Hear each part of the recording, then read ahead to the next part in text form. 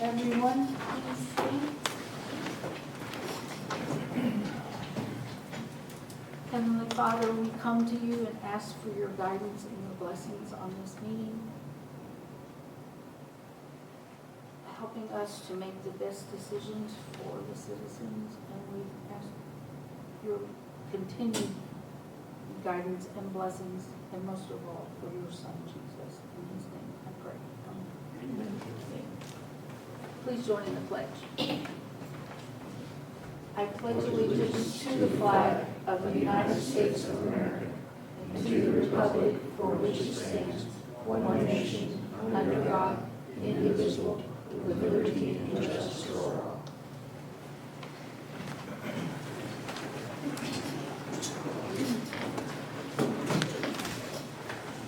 Please have a roll call for a quorum. Coulter. Here. McAdams. Here. Perry. Here. Wallander. Here. There are 2 items to add to the agenda. Those for the meter at well 5, and we need to schedule a workshop. So we'll make those number 14 and 15. What was the 15th one? To schedule a workshop. And number 14 will be the quotes for the meter at well 5. And number 15 would be to schedule a workshop.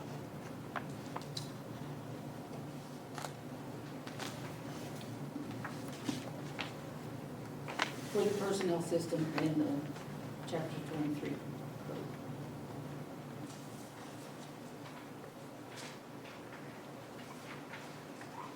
And with those additions, I ask for a motion to approve the agenda.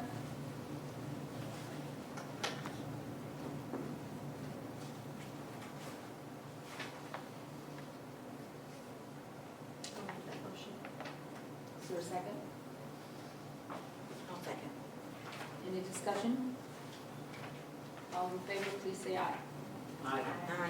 Aye. Okay, our first item of business is the Hazard Mitigation Grant Program Resolution, which Terry will introduce that bill in just a moment. I just want to remind that we have had this before. It's regarding the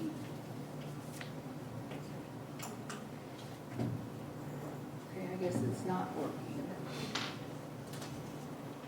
This is for a generator and electric required for the City Hall building and this building.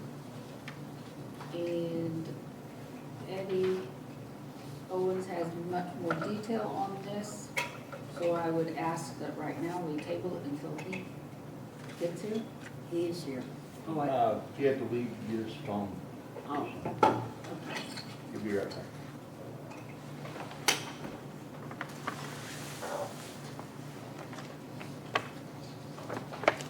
So if we can just go on and get back to this, if that's all right, for consensus, please. No objection, then let's go into the new business. First item, minutes.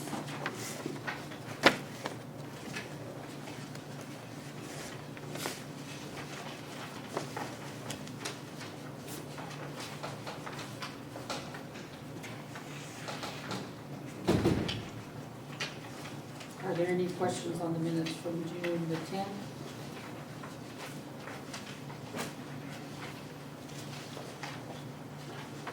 Open and closed, June the 17th. And June the 25th, open and closed. And July 1st, closed. It's July 2nd, the closed on June 25th.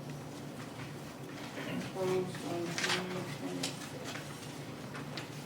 So on the first item, the motion made was by Coulter.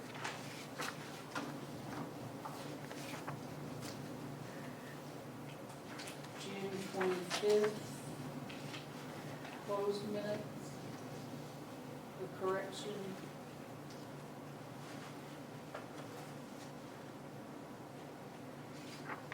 The motion motion was made by Coulter. Yeah, this one, Just, okay, make sure they're, okay. Instead of Wall.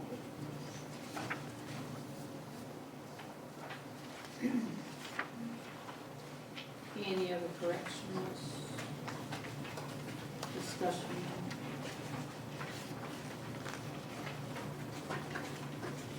Do we have a motion to approve the minutes? I'll make that motion with the amended, With the correction? yes, with the correction. Is there a second? I'll second. We have a motion and a second. Any further discussion? All in favor, please say aye. Aye. Aye. Okay, next to the department reports.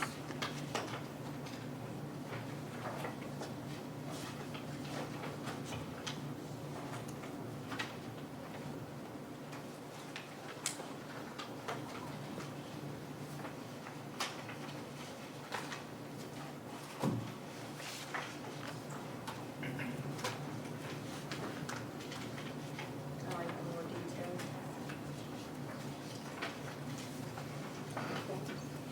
The more detailed. Did you see, I like the more detail? One thing that I can add, because I spoke with the street department this afternoon, because we have had a question about mosquito spray.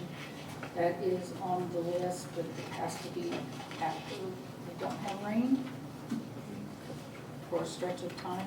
We're doing good, but we do have the equipment and the spray, stuff to spray.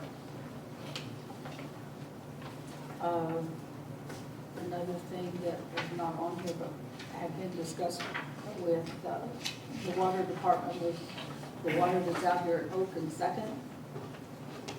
Because they've done some jetting and even the camera, and again, they have more details on this, but that is not sewer, there isn't any sewer line coming up there. That It is. appears to be just rank groundwater, but he can address that much in detail.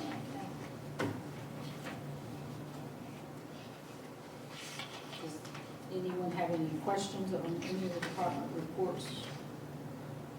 Some of our supervisors are here. Gail, did you say that you wanted specifics, is that what you said? No, I like that there's more Yeah. specifics. I would just like that they would be a little bit more detail on the work orders. I thought we were supposed to start getting copies of those. That's what this is, that's in your packet. Oh, That's that's, at the end, yes. that's a very detailed, Oh, yeah, that's all it. Okay. it shows what work orders are in and what are. There you go, you got correct somewhere. Oh, that's good. So, All right, then that's all we need. then behind that are the safety meetings items.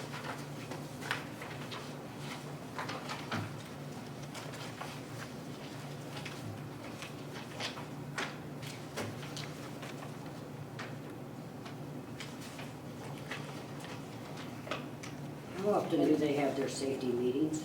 Once a month for our members. Once a month? I notice it's always in here, that's why I asked. It's always over something different, the safety meetings. It should be, I don't know what determines their, Having this. you have a list of what it is supposed to be? Okay. They have a list. I'm assuming this comes from Irma, because these meetings are part of it. My department's in there twice a month. We do twice a month. Fire department does twice a month.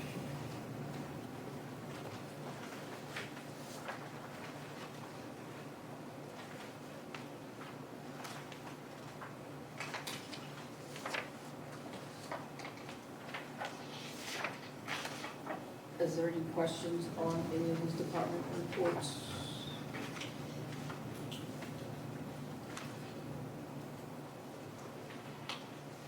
If not, I would just ask for a consensus of acceptance of these. It is from Markham. There's a list of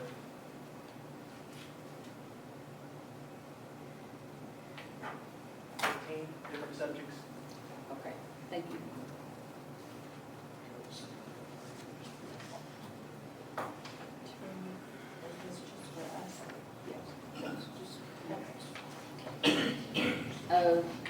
At this time, let's go back to the old business.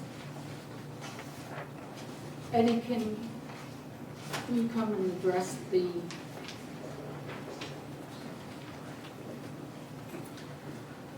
hazard mitigation?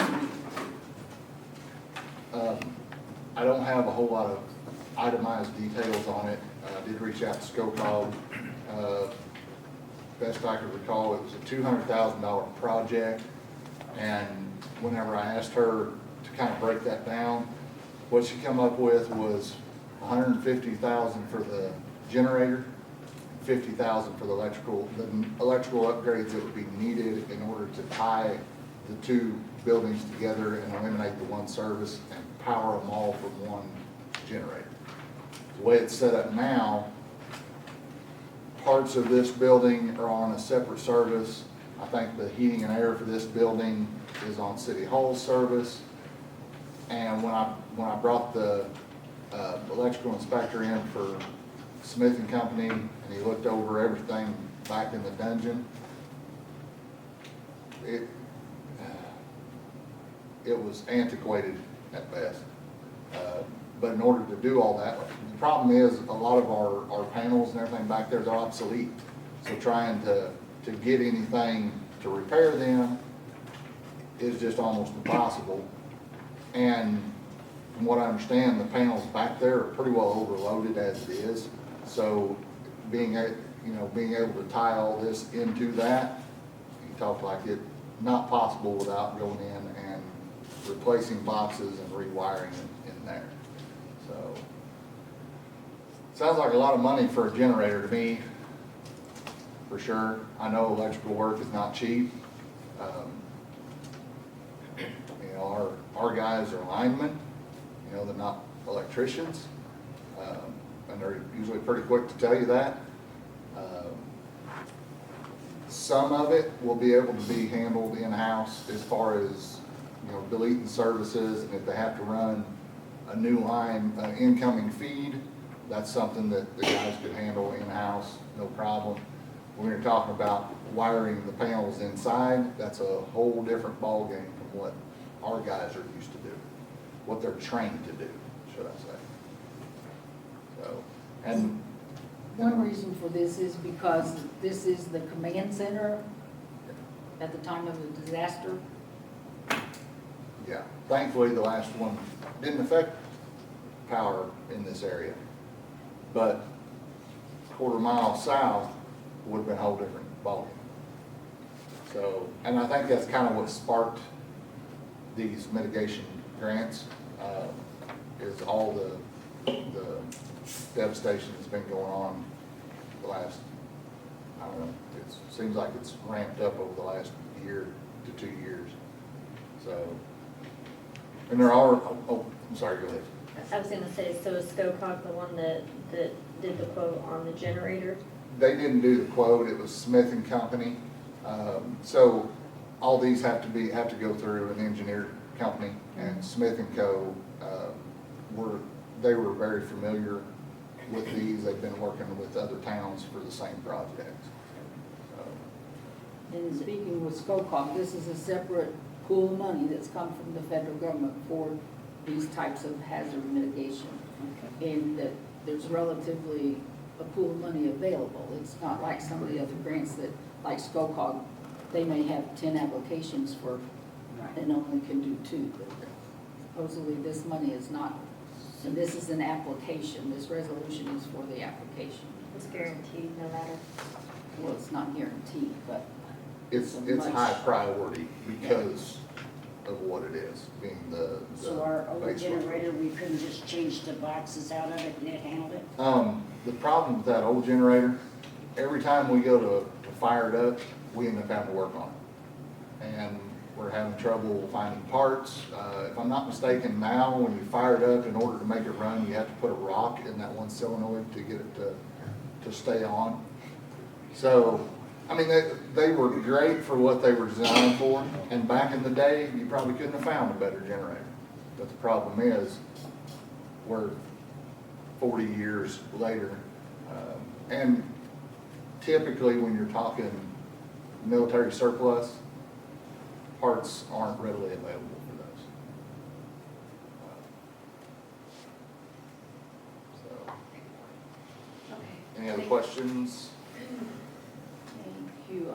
We'll have the resolution read and then continue. This paper on the email, what is the 5%? Does that come out of the 25% we have to come up with? Or is that totally That's separate? for sub-recipients, which we wouldn't be a sub-recipient.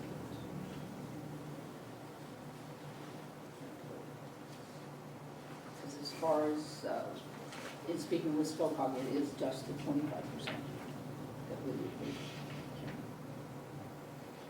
So we're gonna have to come up with $50,000 out of this $200,000 grant? Yes, that would be our match, and this would not be in this fiscal year at all. So we can budget this in next year? Yes, Is that what you're saying? yes, yes.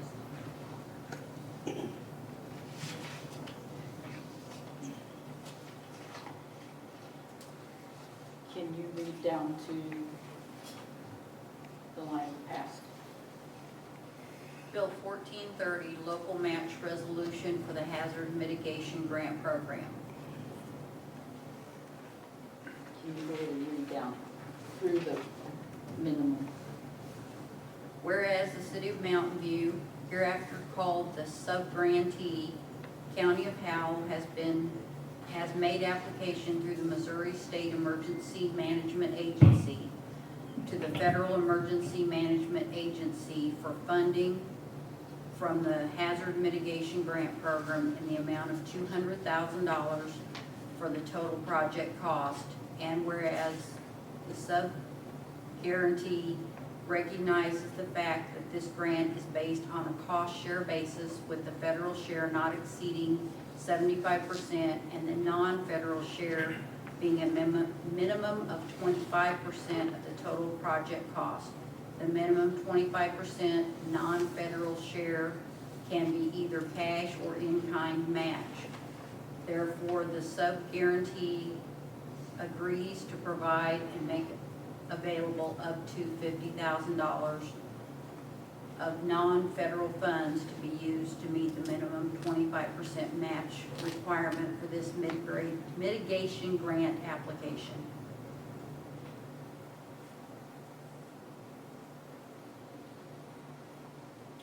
Okay, you were asking about the 5% for the sub-recipients. We will need to clarify that because they're calling this a sub-grantee. But in speaking with Spokog, this does not apply. I do have another question, Freddie, on the electric part. So if we had to get new boxes, does that mean that we would be responsible for replacing the other that need updated because we have to update it? Like fused or, From what I understand, that 50,000 was basically anything that needed to be replaced inside City Hall here. so it would cover even the stuff that's not for the generator specifically? Yeah, because it was kind of a, I'm trying to think of the words that he used.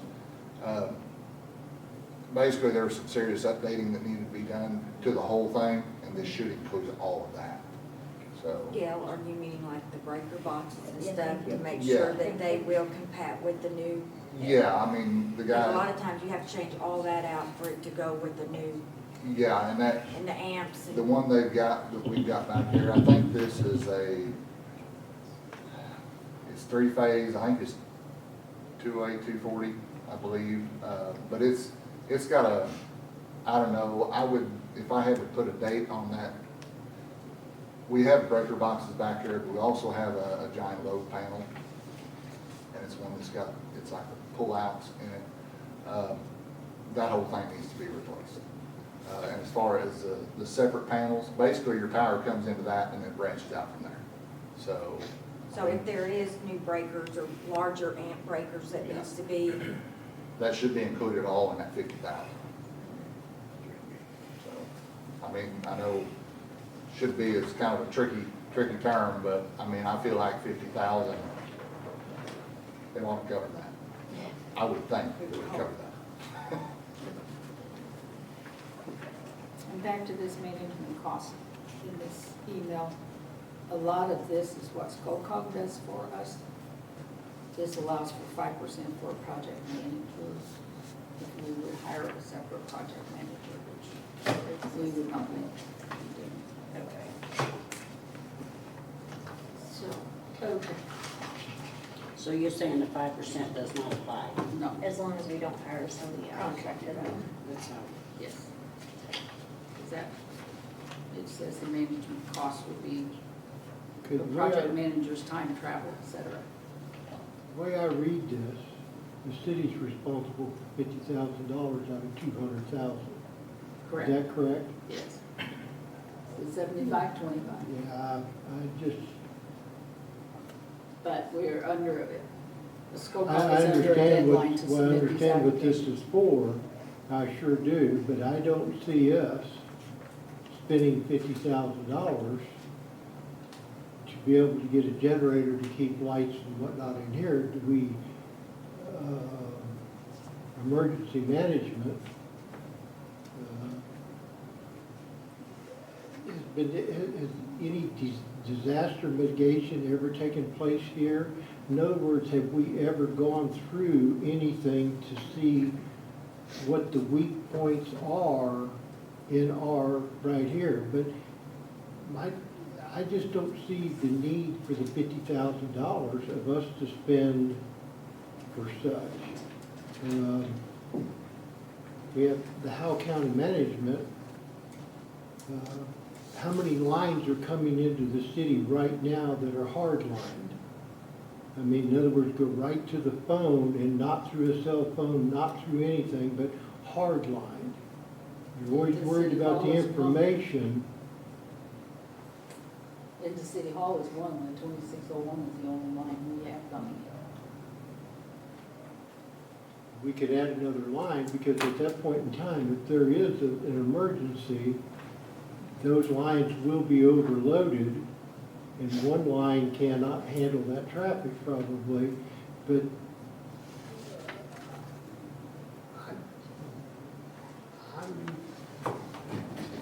I don't think it's a Decision is good, to- I don't think it's a good $50,000 To approve spent this, by us. to go ahead, put the application through SCOCOG.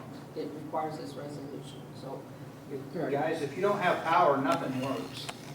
It doesn't matter how many phone lines you have. If No, you don't no. have power, they don't work. No, a So phone you line have will to only have- work if there's no power. You have to have power, not for cell phone. The amount of power that it takes, I had a friend that was on the Howell County 911 board, and they went through all that over there. That was the problem, is they only had one line, but they ended up putting two more in because they could not handle the amount of traffic that was coming in for that.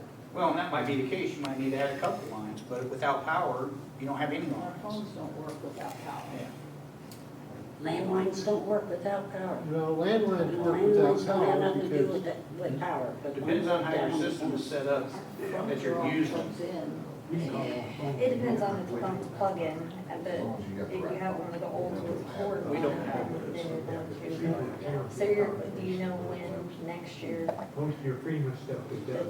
this will happen? No, Just sometime next year. yeah. The application for the fiscal year And 26. did you notice it says minimum of 25%? That means you get stuck with a lot bigger too. It just said, uses the word minimum 25%.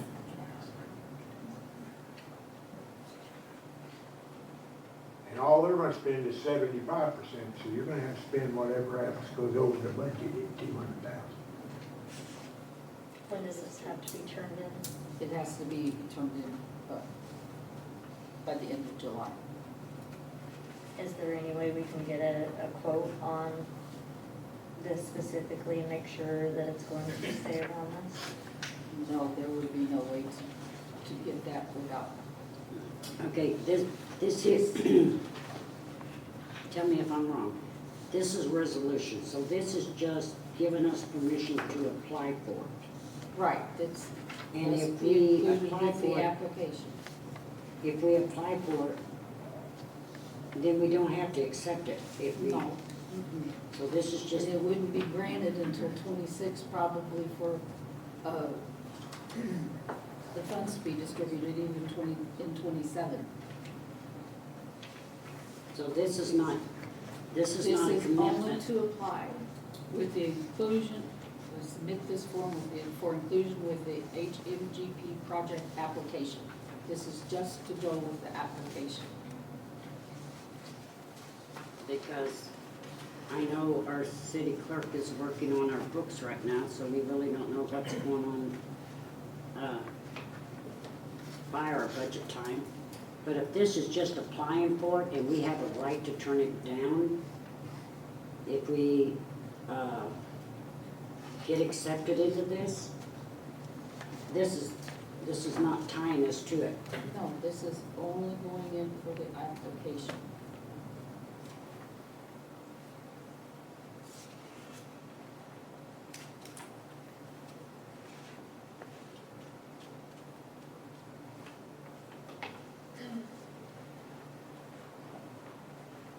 I'll make a motion to approve.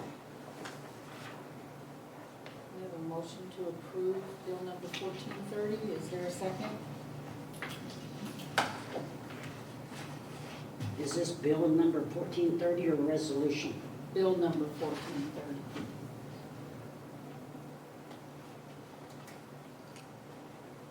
Did we have a second to approve?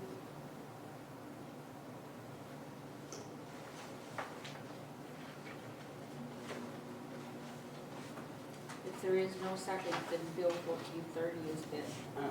Wait a minute. Pardon? Just a minute on it.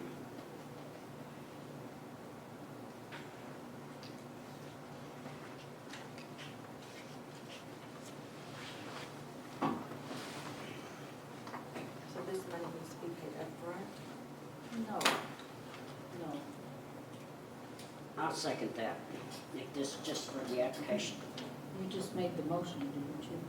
No, she made the motion. You made the motion, you're going to second. Okay. Let's back up here then. We have a motion and a second to approve Bill 1430, resolution for the application for the accident mitigation grant program. We need a roll call vote, please. Coulter, Aye. McAdams, Aye. Perry, Aye. Wallander. Aye.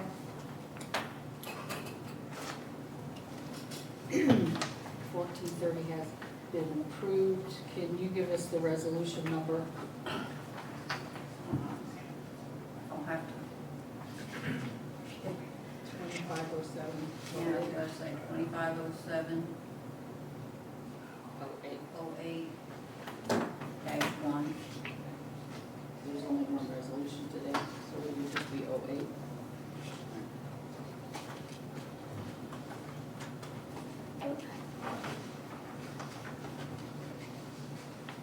I'd like to ask Eddie to come up and address the Oak Street and Second water that's appearing in the intersection. Some of it I see is what's running down from up by the school, Yeah. but what's on, We, first, well, I forget when we first noticed it. It's been, I don't know, a few months back. We thought we had one of those things we don't talk about. Then it quit, so it come back again. So I did a coring test on it, didn't find any coring. Typically, that means it's not a water or sewage leak. So it dried up and then it come back. And then it dried up again and it come back. So I checked it once more, no coring. I just checked it think it was Wednesday, checked it again, got it from the freshest source possible, no chlorine. If it were a gray water or a sewage issue, there would be chlorine present in that because that would be coming out of our system. Looking at the map shows there to be a dead end main going up Second. And I talked to the guys, I think it was Thursday, thought let's try jetting this. See if we can, you know, just to ease our mind, let's jet upstream, maybe a dead end. I went and popped a clean out up there, just in case it built pressure, it had somewhere to go. We couldn't go anywhere.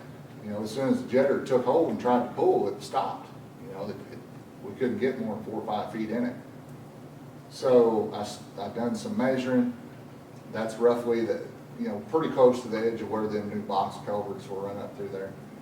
So I immediately thought the worst. I thought these new storm drains crushed our sewer main. So we do have a small sewer camera. So I had to build an apparatus to sweep that camera down into the main. And Thursday we waited, of course, till the morning and noon traffic was gone, like we did around 2:30 in the afternoon. We run the camera down in there, and what it looks to me like is whenever they set that manhole, whatever year they set that, I don't know if it was 40s, 50s, whatever, looks like they laid in one section of clay tile pointing west up Second, and they capped that with brick. So the only reason I could think that they would do that was, at that time, there probably wasn't any need for sewer up Second, but since they were setting the manhole, that would be the ideal time to bust your hole, set your clay tile, and get ready for future expansion. Because the clay tile is perfectly round for about 5 feet with stacked brick in front of it. So I was there when they dug through that area. Anytime they was digging close to a utility, I tried to be on site. We never saw the main. I took that as, okay, they didn't go deep enough, which we knew how deep it was, and we knew we had a little bit of clearance there, but there's always that, what if they hit it, you know? We didn't see it. They laid in their gravel, set their box, and carried on. Well, I figured we didn't see it because it never crossed it. But best I can tell, the water that we're seeing, since we've had possibly the wettest spring on record, last I heard Springfield had this past April is the wettest on record. I feel like May and June aren't too far behind that. Typically by now, most everybody's done haying. I know a lot of people that barely got started. So if water enters the surface up the hill, it's got to find a way out. The only thing that makes sense is it's groundwater getting in from behind, north of Second, between Oak and Pine, and it has found a way to the surface.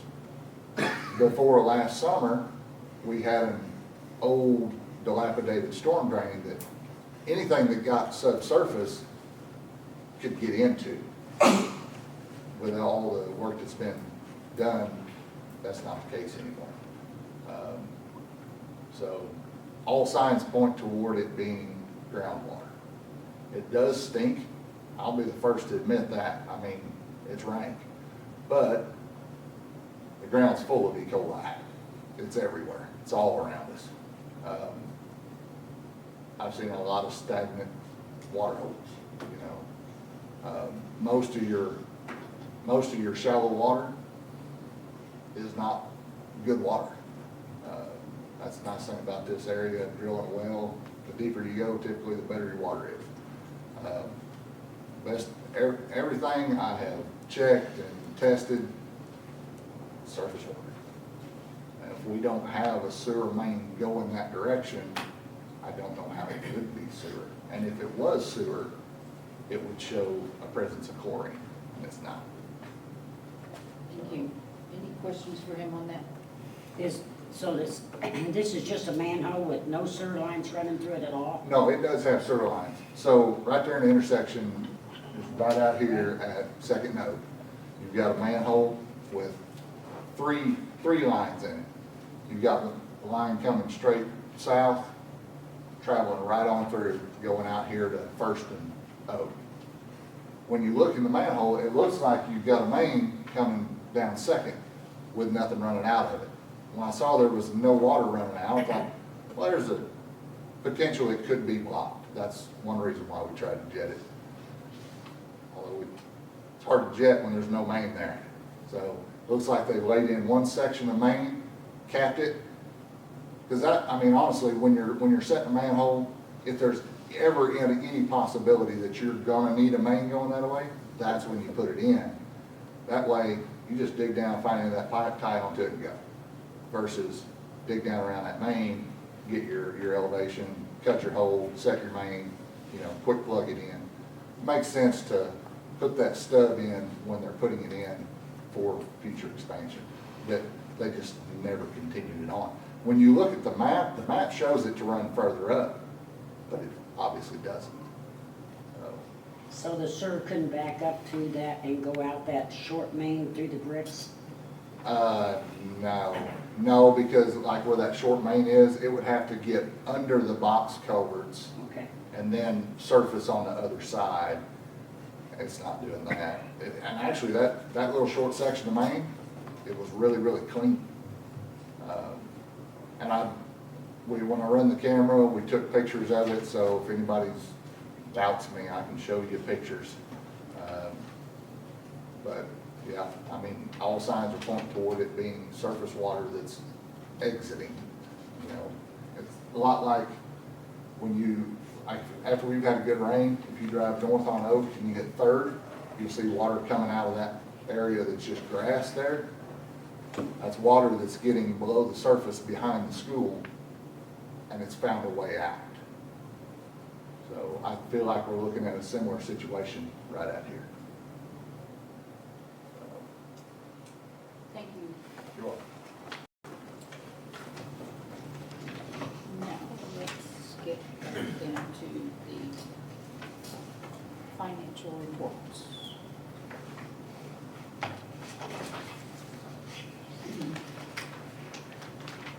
And you have what was paid since June the 11th through the end of the month, with notes about that the checks have been held.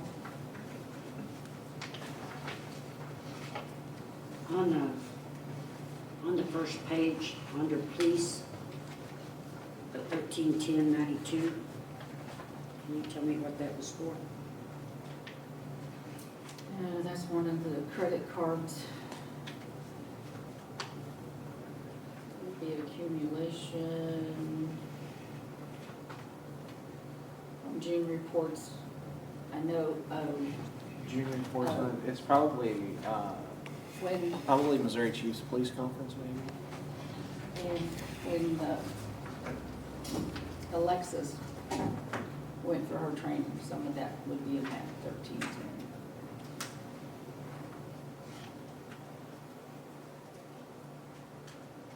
That we can get details.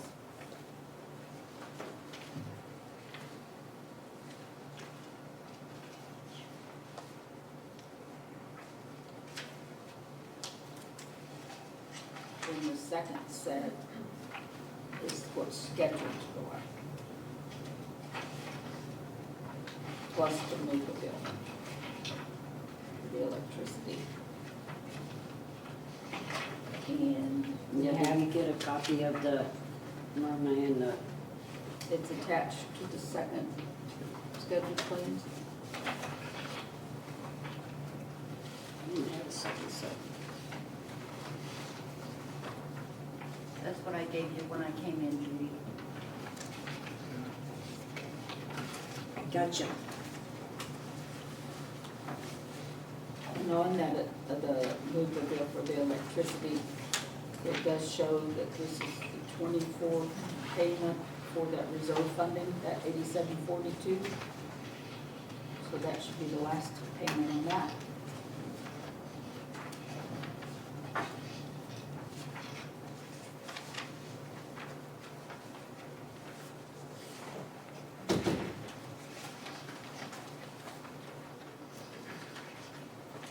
Is there any other questions on the first part, from the 611 through 630? Just a minute, I got a question on one.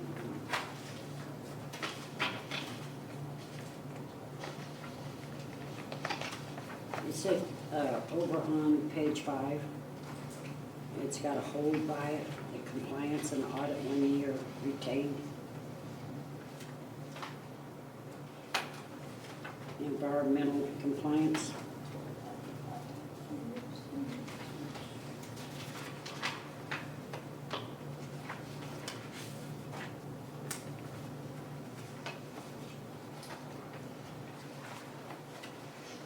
It's billed to the electric department.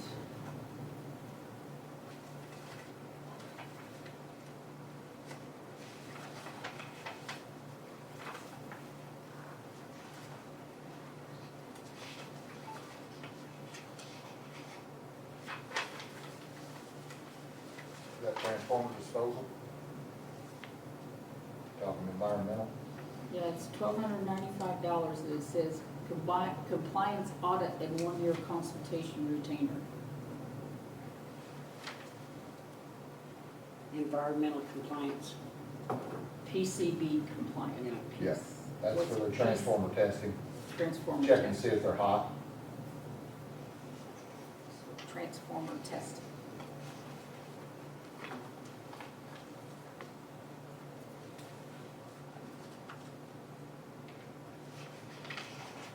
And over on Sir Pioneer Research Corporation, That's for the, I call it root killer, I don't know. That's Super Inferno. so that's root killer. Eddie, that is considered the root killer, the Super Inferno? That's what they use for root killer, drain buster. We got a problem area with some roots in it. That's what we use. It's the remainder of a 4-year contract, was it? 3 or 4 year, I can't remember. It's the last bit of it. Or this is the last year of it, if I'm not mistaken.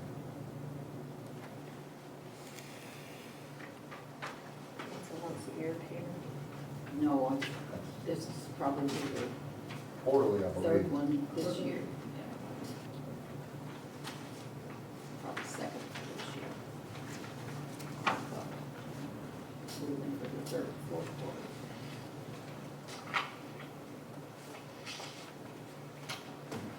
And on the second bunch, On the schedule part? Is that yes. what you're talking about? Yes. Anything else on the first? Okay, now on to the second.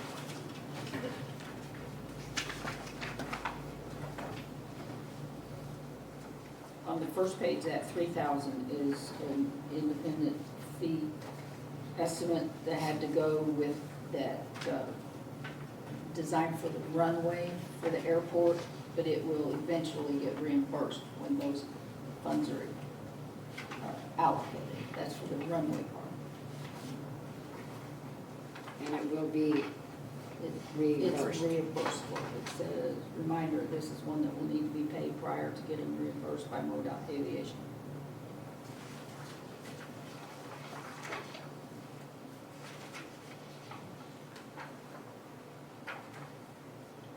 Okay, you had other questions? Any questions on the scheduled claims?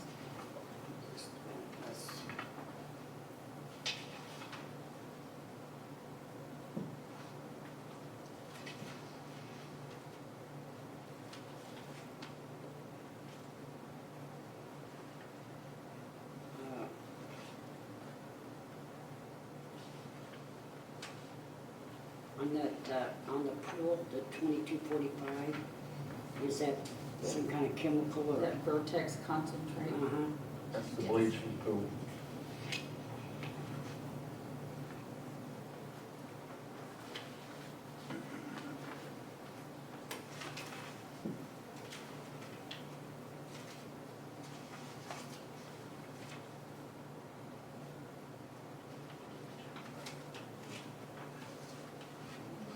Page 6, the Halliburton Electric Water Tower. That's a monthly charge that we have for Halliburton. It's always around $1,700.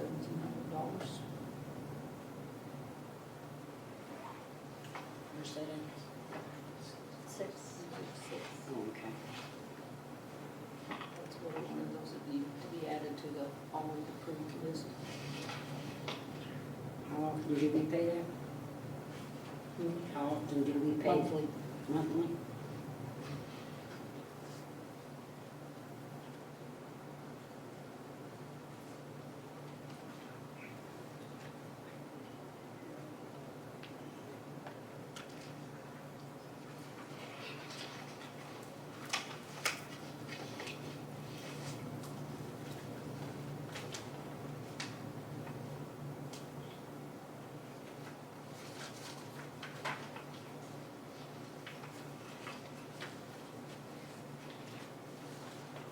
Did they have to take a truck to Phillips Truck Repair?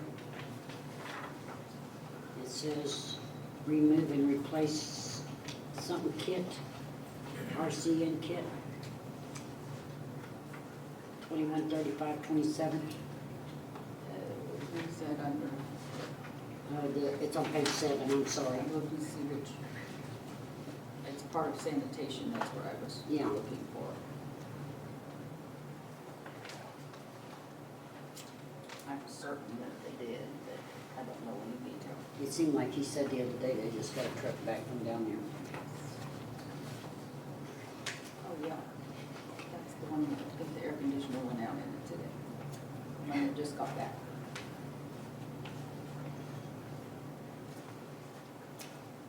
They look pretty cool because they was working in the rain. They work in everything. Okay. Any other questions on the schedule claims?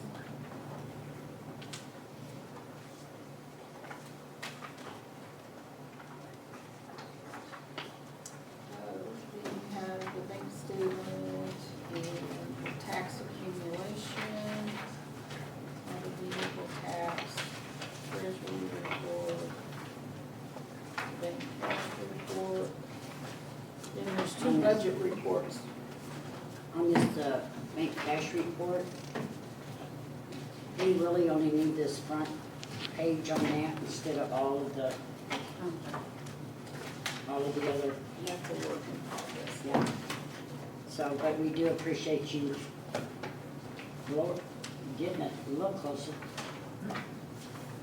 The two budget reports show the 6-month revenue and 6 months expense.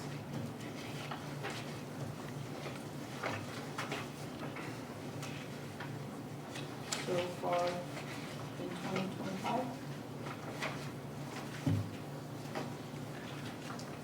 It explained this American Rescue and why on this budget, every one of the departments is ARPA on it.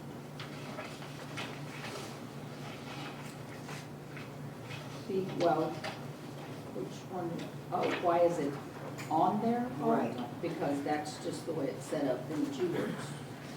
So even the zero, anything that's zeroed out, it still shows up in G-Works. They haven't been on any other ones, though, ARPA, have they? On any other budgets? It's the first time I'm seeing it as well. Right. It could be this report because it's it's for the 6 months financial report. So when a department has got money there, does that mean we still have ARPA money to spend in that department? Well, looking at the very first page, that 22,000. Yes. We knew that there was 14,900 left because we had spent 71 of it on those Pappy lights. Right. So, but come to find out, the whole 22,000 or the 7,100 had never been asked back from, or reimbursed from MoDOT. So when we did the 14,000, then the whole 22,000 came back. That's, because the whole 14,900, the whole 22,000 has been expended. That's on the revenue it shows. Well, I seen that in the general fund, well, the airport is in the general fund, but, yeah. And then in the airport, it shows 0 out instead of the 22. And then, And like this gives the 6-month expense, and it shows the correct budget of the 8 million and the expenses and revenue. Then there's another type, if you just do a budget report by fund by type, because that's how come that's how that financial statement comes out. There's, I found 4 today, 4 figures that don't show up when you put in just the type. They just are not in G-Works, but you can go back to the revenue, you can go back to the expense, and you find that they're in those reports. So it's how, as far as I can determine, it's how the line items have been put into G-Works, that not all of them have a designated type, is what they should have. So that's on the list of things that need to be corrected. The capital total, would that be what they budgeted into their budget for the year? Because I haven't seen that worded that way either. So is that just See, different? this is admin, again, it's, where's the capital total? That's right. Like everyone has them. And they're, well, I know for a fact, like, Yeah, 'cause like sewer showing 200 plus thousand. on the capital total, Water has 10. But yet wastewater has 0, negative 75. Unexpended. well, we'd have to go back to then the budget report to show what.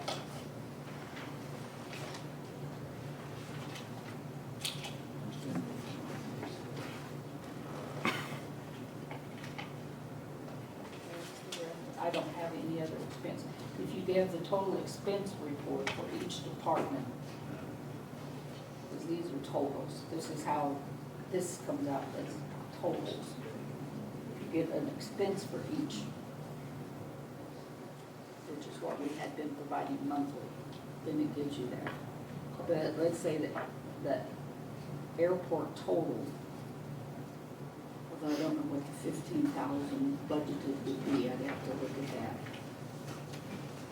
The 14,900, if you're looking at the expenses, the 14,900 was put in there, in the budget. Doesn't show that it was expended yet.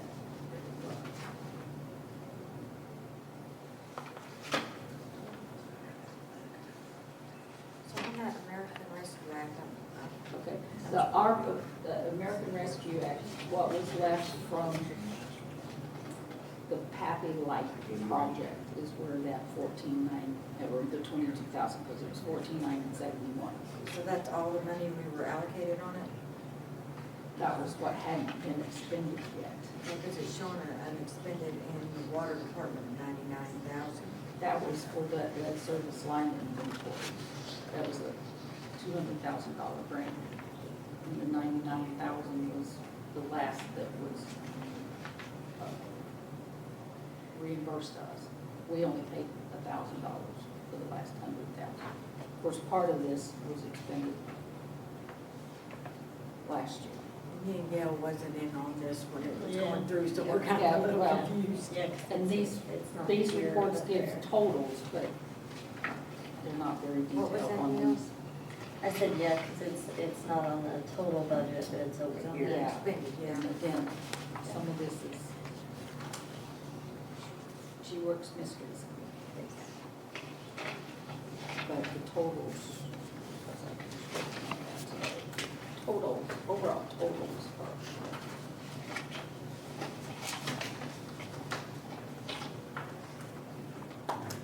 Okay, any questions, anything we need to find out other than the police expense?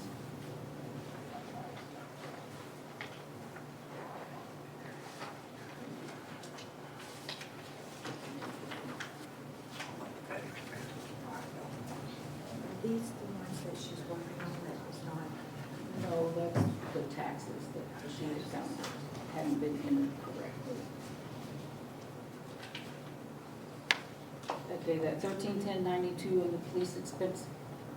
Mayor, That's is the that only thing one that you- expense or is that like, is that It's multiple listed as expenses? part of the Simmons Bank credit card expenses. It just says police department expenses 7490 Okay. in a total of If 131092. if it's not just a single item, we purchased 2 used body cameras, I think for 800 in June. I bought some Not on radio a credit card batteries, though. You wouldn't have done, did you do that on a credit card? be on credit card. I'll find out what it is. I know I turned in an invoice on that. And then we got- bought batteries for like about $200, so it's probably cumulative from all of that. Our accounts payable audits that card pretty close, so she gets an invoice for all. If the user has them anyway. Okay, nothing else on the financial reports? Okay, we need to go to the bid opening for the feed program building roof. We do have 2 sealed bids that we'll receive before the deadline on the 30th. We did have one came in the mail, was just addressed to an employee, and it was opened, and it was July the 7th was when it was received, so it is not considered in this because of the deadline.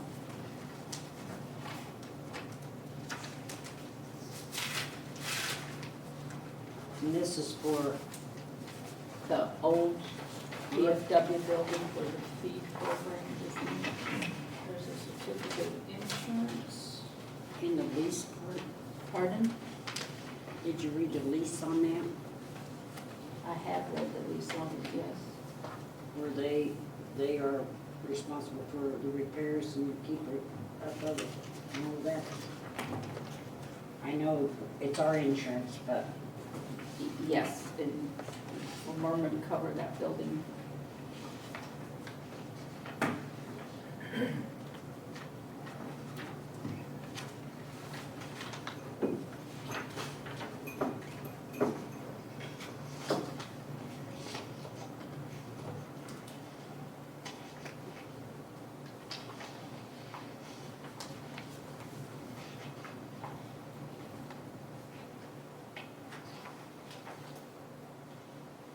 We have a bid from Hollis Roofing.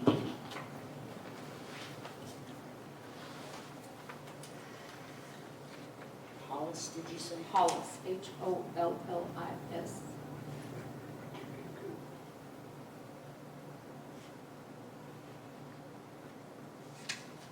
Bid is for $18,250.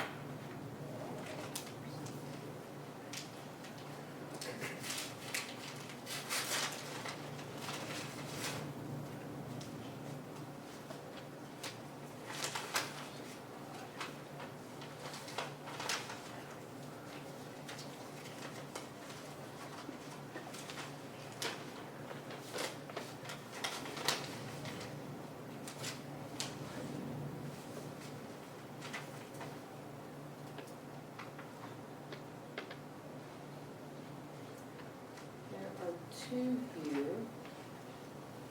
Nathan Smith. One's metal and one's shingle.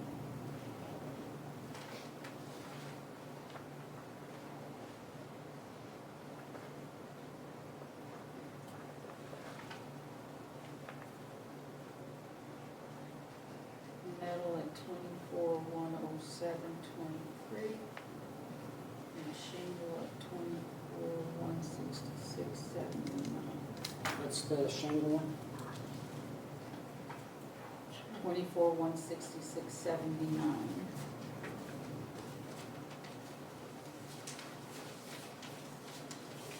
Holly, we'll take these three and at least peruse them and then pass them back down this way. So we just got 2 bids. Yes, there are only 2 bids.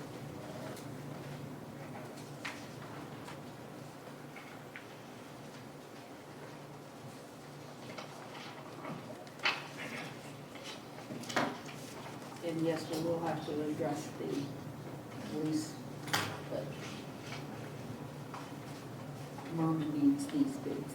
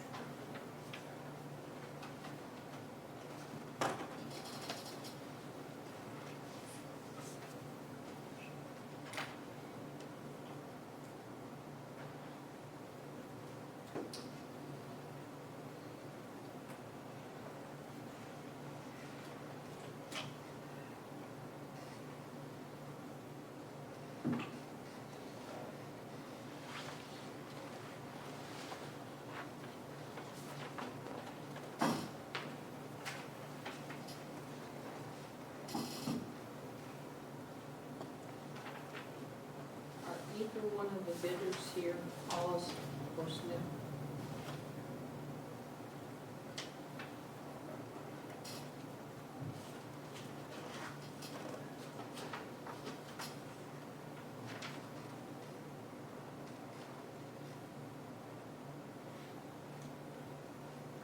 Paul's the one that's redoing the VFW.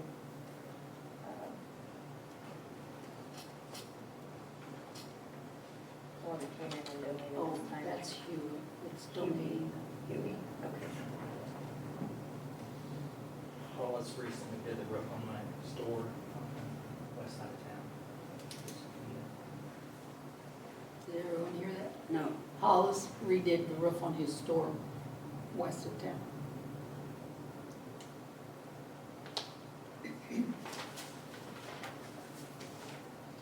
It shows it to your labor warranty, what is the warranty on the materials itself? See that on there, did you see that? 20 years. 20 years? All those or whatever shingles, they're 20 years? 25 actually. But pretty much 20. My question, Sherry, do you have to be on the list to put a bid in? No, Okay.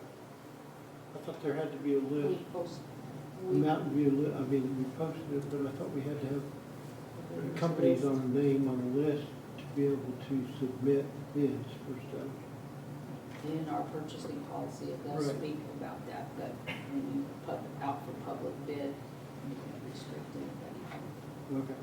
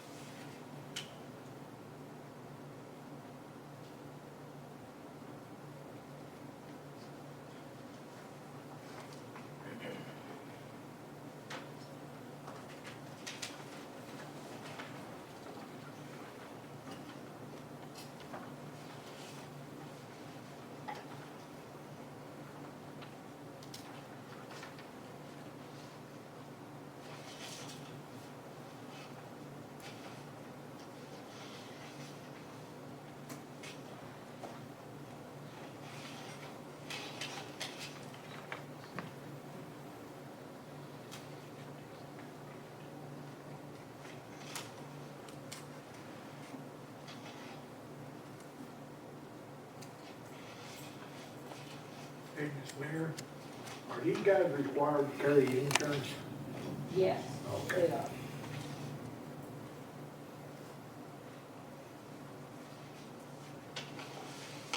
And before any contract would be awarded, they. Yeah, 'cause I was gonna say, when I went for companies, I had to carry $100,000 liability mowing grass.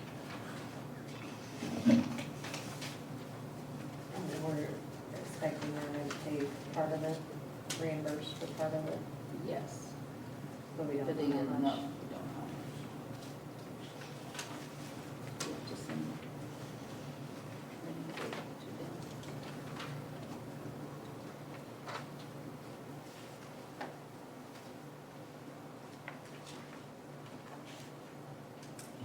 Eddie, do you have any information to add to this? About the damage that was done, I mean- your conversations with Myrna? Not a whole lot, really. I mean, they were damaged due to the wind. They did qualify for coverage. As far as how much they're gonna cover, I haven't heard any kind of a dollar amount. How old is the roof? I don't know what year that roof was put on. It was on when I started here. That being said, I'm sure the adjuster probably knows how old they are. Because I talked to somebody, I can't remember who it was. It wasn't Myrna, but they knew what kind of shingle it was. And I forget how long ago they said they quit making that shingle, but I would say that roof's probably 20 years old, maybe older. That's about all I have on it. It was damaged when we had all those straight line, whatever, 70, 80 mile an hour winds, the ones that tried to rip the side off this building up here. It was in that time span whenever it got damaged. Because of all that, it did qualify for cover, as a claim. But as far as what they're gonna pay out, I do not know. So now we have 2 shingle bids and 1 metal. The Hollis Roofing, he called me whenever he was doing that, and he said that he was unable to acquire metal prices at that time. I don't know if whoever he's working with, if they were so far out, or he was so far out, I forget. I was in Springfield at a doctor's appointment, whatever, I got that call, so, he said that he wasn't gonna be able to put a bid in for metal, so he was just gonna strictly go with shingles, so. Okay, and the city can reject all bids, you have that option, so. What'd you say? The city can reject all bids. We do have that option. So, does anyone have a motion on this bid open?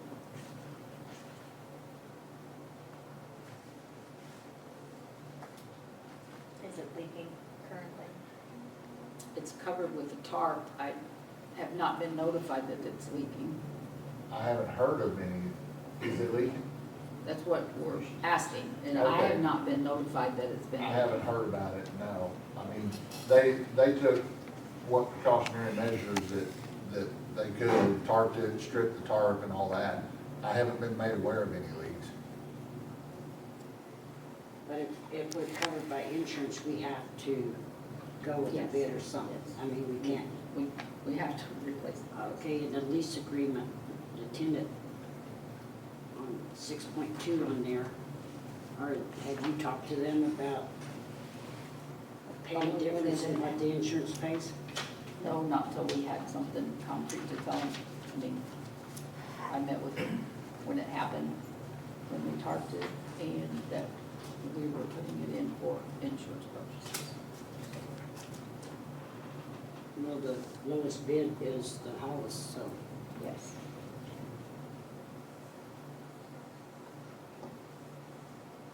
And their insurance certificate is attached. Pardon? Their insurance Yes, they is are. attached. Yes, they are insured. And they're out of Willow, correct? Yes, Willow Spring.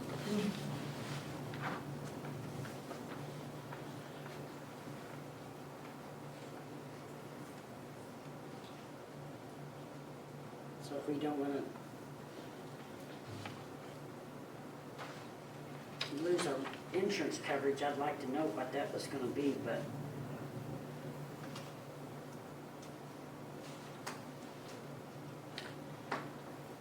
so are we gonna have to give Merman like the $18,000 for the roof, and then they'll tell us what they'll pay on it, or?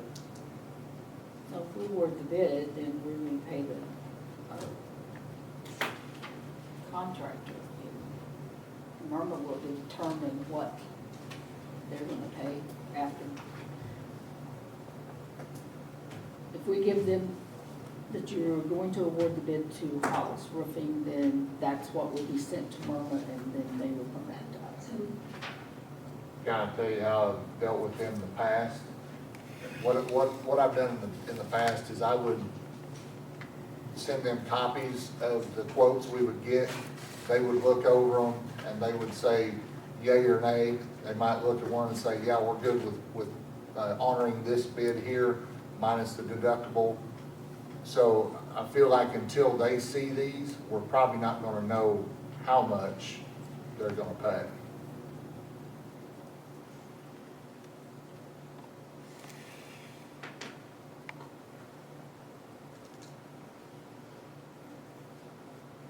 Being an insurance company, they're probably gonna look at these, I'm sure they're gonna prorate it and hit us with a counter offer, more than likely.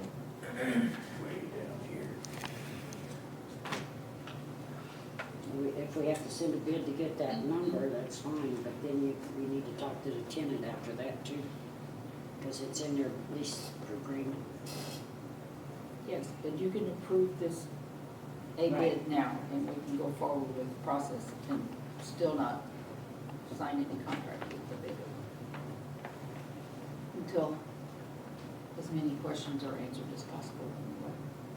I'll make the motion, we go with Hollis Roofing then.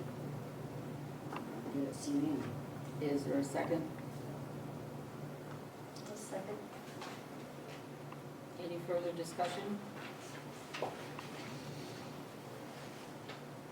Roll call vote, please. Coulter, Aye. McAdams, Aye. Harry, Aye. Wallander. Aye. Okay. Now, next item is planning and zoning recommendation for the rezoning of 515 Dirt Street. You have the minutes from their meeting and hearing last night.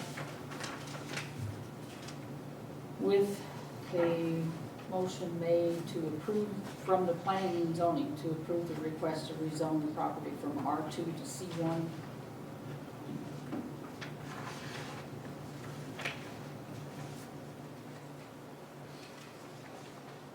And if this council approves the planning and zoning's recommendation, then ordinance will have to be brought back before the council at our August meeting.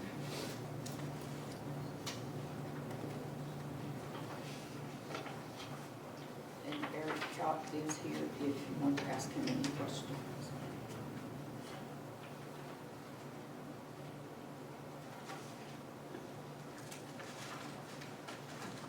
Let me get those minutes. Should be.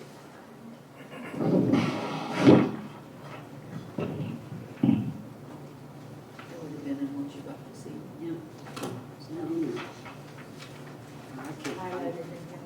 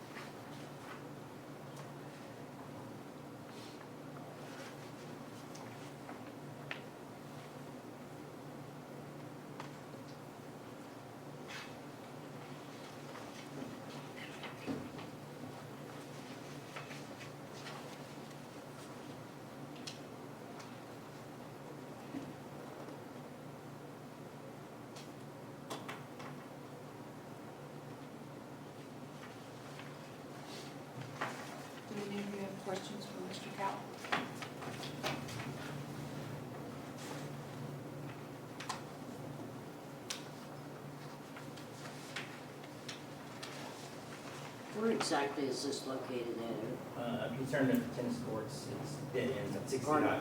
If you turn at the tennis court, it dead ends at 60 Highway. Oh, okay. Yeah.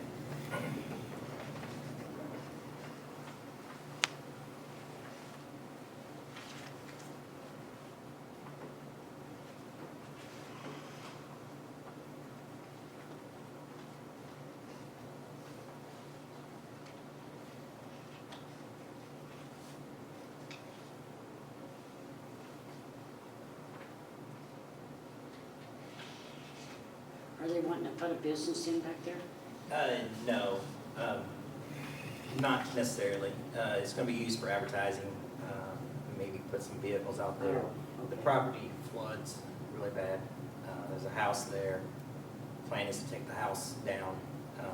It's old and can't use it as residential anymore because of all the flooding that goes on there. And so we'd like to rezone it to commercial. See if we can use it for something.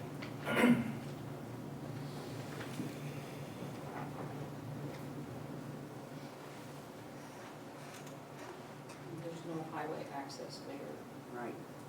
Correct. There's no highway. It's limited access highway. The only Very way, uninhabitable house. yes, the only way you can get access to it is by shifting another entrance there, or if the city wanted to break access, they'd have to go through the state to do that. And that's law requested. So is she just gonna lease y'all the land? I'm actually in the process of buying the land from, Oh. this is what's. So it says for future business advertisement, are you thinking about putting a billboard? It, possibly in the future, but it's gonna be advertising my business, my current business, and maybe displaying some larger, like, older farm equipment. My business is antiques, and so sometimes we have some antique vehicles and things like that on my display up there.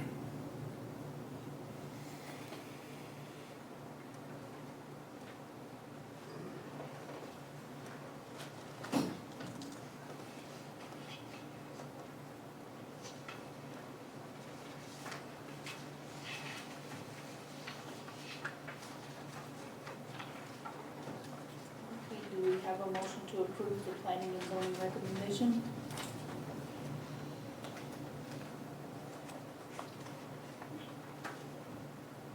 I'll make that motion. Is there a second? I can second it. Roll call vote, please. Coulter, Aye. McAdams, Aye. Perry, Aye. Wallander. Aye.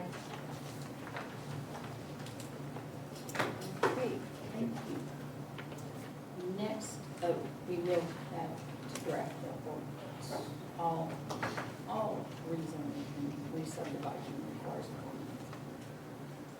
Next on the agenda is Laura Wagner with the Soccer Association.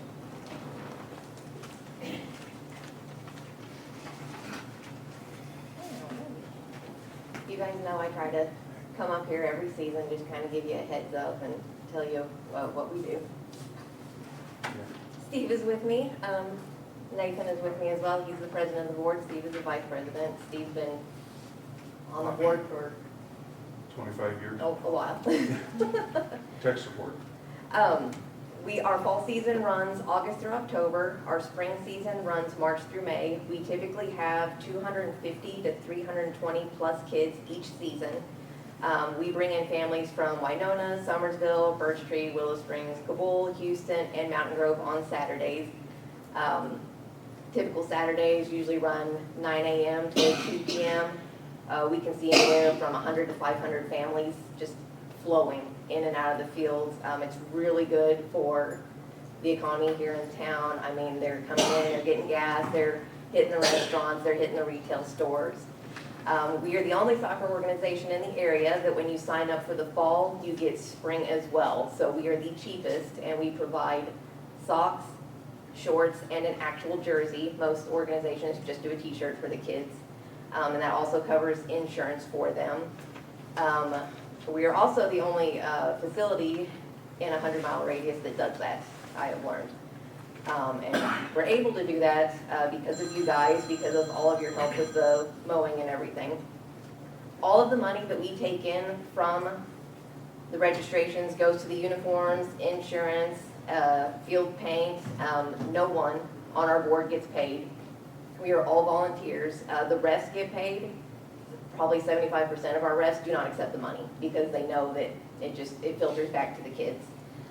We're always looking for more volunteers on that note. If anyone would ever want to, they can come and see me. All of our volunteers are vetted. The Mountain View Police Department, Jamie and Stetson, we have them fill out a form and they do background checks on everyone. So we try to keep it as safe as possible for the kids. All of our coaches are very diligent about making sure that it is a safe environment for our kid. We actually recently had one coach who, she was just super diligent, noticed a gentleman on the field and she thought she recognized him, called me immediately. I started doing some research, called the police department, found out he was a sex offender. We got his probation violation revoked because I called into the sheriff's department and he is currently in jail. So, like I said, our coaches they go above and beyond, and so do all of our volunteers. Like I said, the police department, they're always floating around. They always, make sure it's a safe environment for the kids. All of our board members, like I said, Steve, he's always lining the fields for us and everything, and he does all of our computer software. It makes it essentially flawless for Nathan and I whenever we have to put the teams together. The Tripp family, they're not here tonight, but we couldn't run it without them. They do concessions, help us line the fields, and they're our main source of refs. We run off of volunteers and donations and everything. Gail, she donates water to us and numerous other things all the time. Her and Crosscut is very, very much appreciated. And on that note, the kids made you guys a thank you card.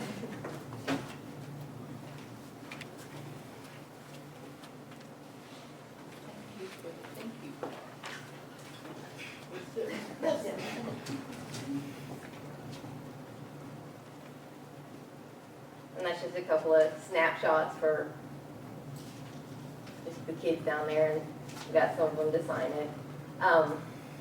Everyone has told us, Willow Springs, Mountain Grove, and Houston, we have the best facility in the area. The only one who would rival us is West Plains, and it's West Plains. But we have bathrooms, we have concessions, and we do have the best looking fields in the area, and we do thank you all for that, and we hope you can continue helping us mow the fields because it is greatly appreciated. And also, on that note, we did, it's not much, but we got $10 gift cards to Casey's that we would like to give to the Parks Department guys, just as a thank you. We know it's hot and they're out there doing the work for us, but we do appreciate you guys and everything you can do for us. Yeah, couldn't do I don't think without they you. can do that. Couldn't do without you. Any Put those questions? here, and I don't, we'll have to find out about the gift cards, Oh, okay, yeah, because if you will. They cannot, I don't think they can accept. I'm not sure what that policy would be. Can they accept gift cards? They can't personally accept them as a city employee, because that would be essentially a bonus. They could just donate them to the city as a whole, and I guess if you want to earmark whatever the total value is to the Parks Department, then you can. I probably should have known that, but. We thought it'd be nice. We will accept it. Because we do appreciate the job they do out there. Yeah. Okay. Any questions? Oh, thank you very much. Thank you.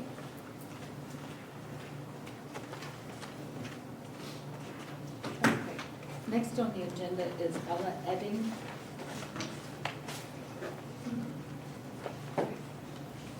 Terry, is that mic on? Is that mic on? Okay. Thank you. I have been here back and forth to the city council of Mountain View for 6 years. I am asking for the return of my father-in-law's highway patrolman pistol. it is to be given to my husband, which is deceased of 7 years, which therefore should go to my son, and my 2 grandsons. It was supposed to be displayed, and it was never until 2 years ago when I kept wanting it back. One of the administrators that you had about 4 years ago told me by right it belonged to me. And it was sitting back here in the hallway, never displayed. It is now displayed over, I think, your office girl's door. I had a lawyer start with me about 2 years ago, 3. And he wrote letters, but never got a response. And I'm asking you at this time that you would have it in your heart that it would come to my son and grandkids. I have been told by many, many people that by right, they should get it, highway patrolmen and all. Who was your father-in-law? Was that? Ray Edding. Okay, so.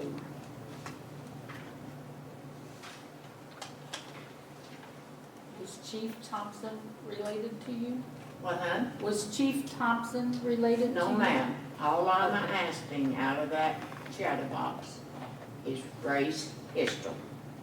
I did not know the man that was in this letter. But I knew my father-in-law for several years.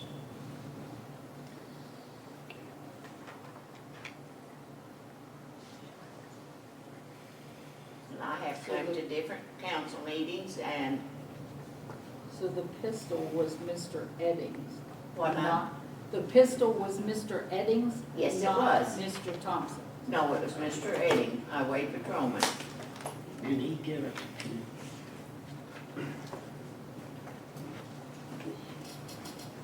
And Pete donated it to Mountain View.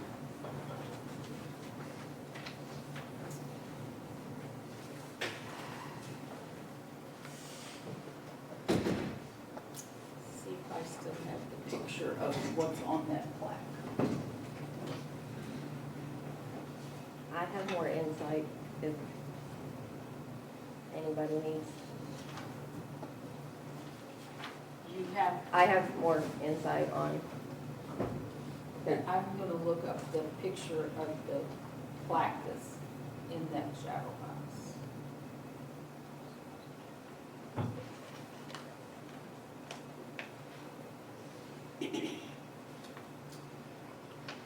Mike Wade was your Mike Wade was your administrator at that time when I first started.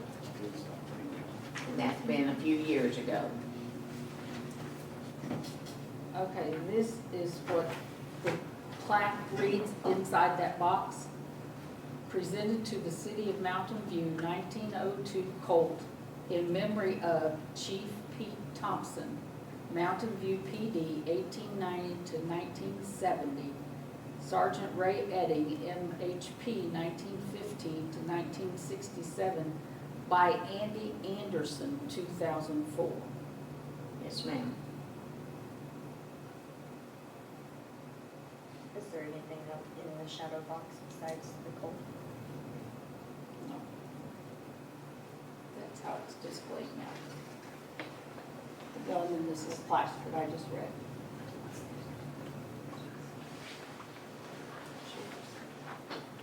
Oh, yeah. Yeah, I was gonna, Laura, would you stand Oh, or so speak loud? it was donated in October of 2004, and it was by Mr. Anderson. At the time, the mayor was Gil Stevenson, and they entered into an agreement, like there was a memorandum, I don't know if it's in the minutes. I was actually on the board the last time this was brought to us. I saw the memorandum. I do not know what has happened to it since. All I know is that it was done then, and Some of it read, 2 outstanding and fearless police officers. The pistol promises that the pistol will be displayed wherever he or successor mayors deem most suitable. He further promises that the city will take due care to prevent this pistol from being stolen or converted to private use. So, Yeah, the council has a copy of that. yeah. There was something when Dale Stevenson wrote that in before he signed it. A note about when it could be displayed in a museum. And I knew at the time, whenever I was on the board, we were in discussions with the State Historical Society. We were trying to get the ball rolling on something. We were hoping to work with Jeremy Burks, and because, you know, he's the history buff in this town. And it never, I left council and it never, I honestly don't know what happened after that. Deidre, can you interject here? Oh, sure. Like she said, she's been here several times. She's received the same answer each time. She has had an attorney get involved at one point. He and I sent several letters back and forth. We spoke in person about it. What it boils down to is that it has been displayed in what the mayor at each different time thought was the safest and most prominent place to display it at any given time. For a while, that wasn't in an overly public place. It was kind of in a wall more toward the back of City Hall for safety purposes. Nobody wants it just out front where people can access it, because the city did promise to prevent the pistol from being stolen, so nobody wants it out front. Now that the wall has been put in, which was the last time that Mr. Garrett and I were speaking about it, it has been placed behind the wall, but where whenever people step up to pay utility bills or talk to the clerks, they would be able to see it. That has been determined to be kind of the best, I guess, option between keeping it safe and secure and also having it publicly visible. As the current mayor, I guess you could change your mind about where to display it whenever you want, but it's been there for a while now, and that seems to be working. What it boils down to is that not only is Miss Edding not the person who actually has the standing to make that request, because she is not the oldest heir of Mr. Edding. My husband was. But your husband is deceased, so now it would have to be returned to whoever his oldest heir is, which is not you. But even in that case, the city council doesn't have the authority to simply give away city property. So you don't have the ability to tell her today, yes, we'll give that to you. There are several processes that have to be gone through for the city to essentially reject donated property and give it back, regardless of who is requesting it. What about my son? He would be the next heir. Even if he requested it, the city council still doesn't have the authority to just say, yeah, sure, we'll give that to you, because it is city property at this point, so you can't just give it away. And I assume that there are federal firearm regulations that would have to be met regarding any firearm transaction, Yes, we could, donation, or whatever. we could be held responsible. So, upon legal counsel, then we have no standing to, Why give didn't your I have a request. question? Okay. Until I started fighting for this 6 years ago. He stood back here until I finally threw such a fit about a couple of years ago. They brought it out then. Why did it sit back here for years? I have no knowledge of that. None I mean, it would still be sitting back here today, I would say, if I hadn't started it.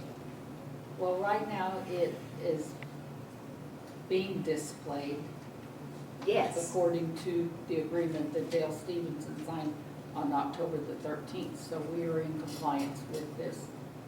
but As far as I eventually can it was tell. supposed to be go to a museum, museum, It said may be displayed there. and you all never built one. Judy, can you tell me when Jeremy Brooks was on the city council? Does anybody know when Jeremy was on the city council?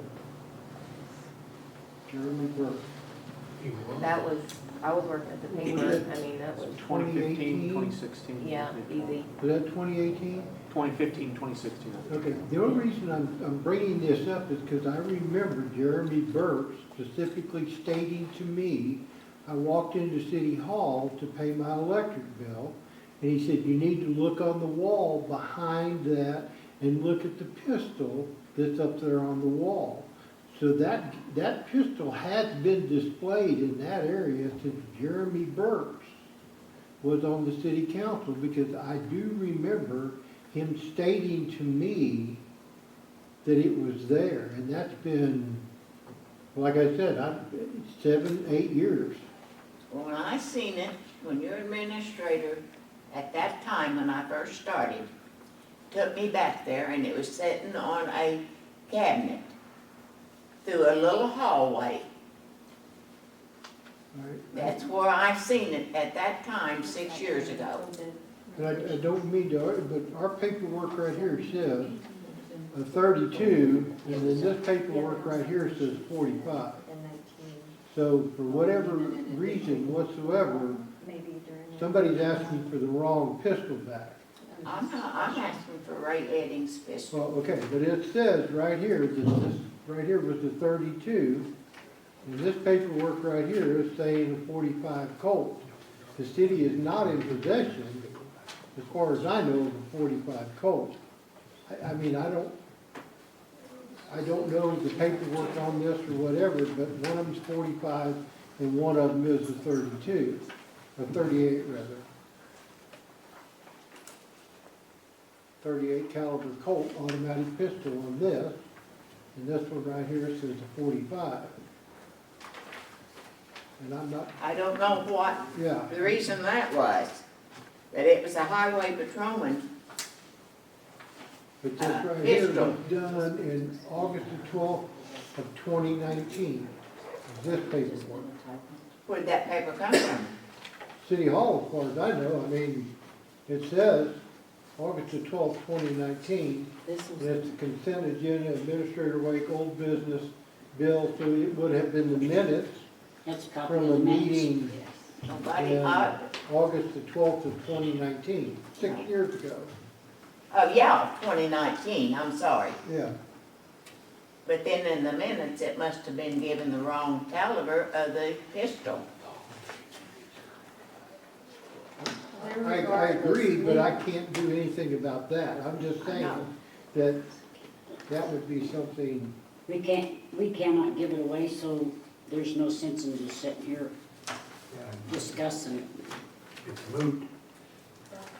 So, Miss Lawyer, what do I have to do now to have my son get involved? I mean, your son could do the same things that you're doing, but that doesn't change the fact that the city council can't give away city property.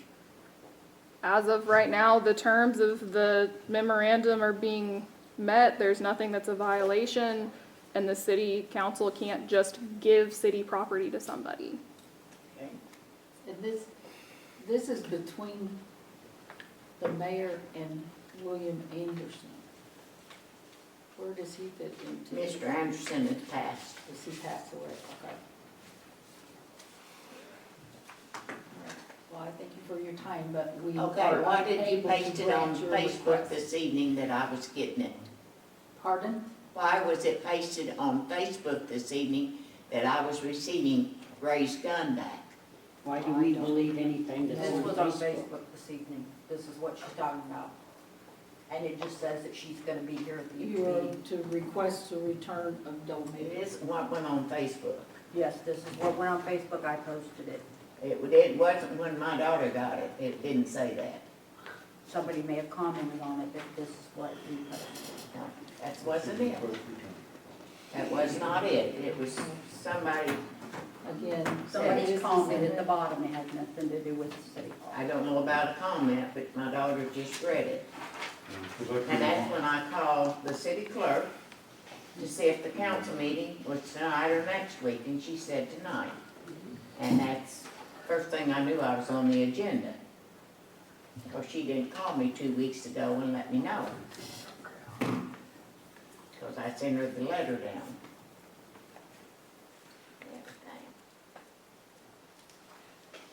Thank you.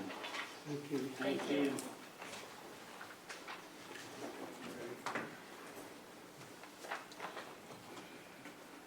Okay, next on the agenda, Steve Williams is going to address the council.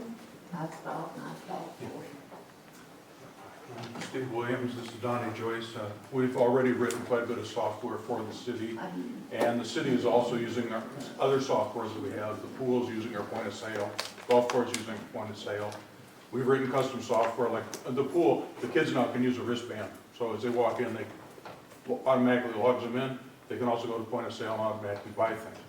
Our understanding is that you're in a process of getting rid of G-Works, which, after listening to the financial report problems tonight of not having numbers add up, and what we'd like to do is, we need permission to go ahead and talk to some of these departments and then come back with a bid to write custom software for the city that would take care of their needs. So, the software we're talking about right now is a consolidated piece of software. These would be the pieces that would be integrated and consolidated. I can make the figures work. Thank you. G-Works is difficult to use. It does have a high learning curve, so whenever you lose somebody, they spend a lot of time. Most of the software we've written is fairly simple to use. We don't have people calling us up all the time. It runs well. Our point of sale system, it generates any report you want at a click of a button.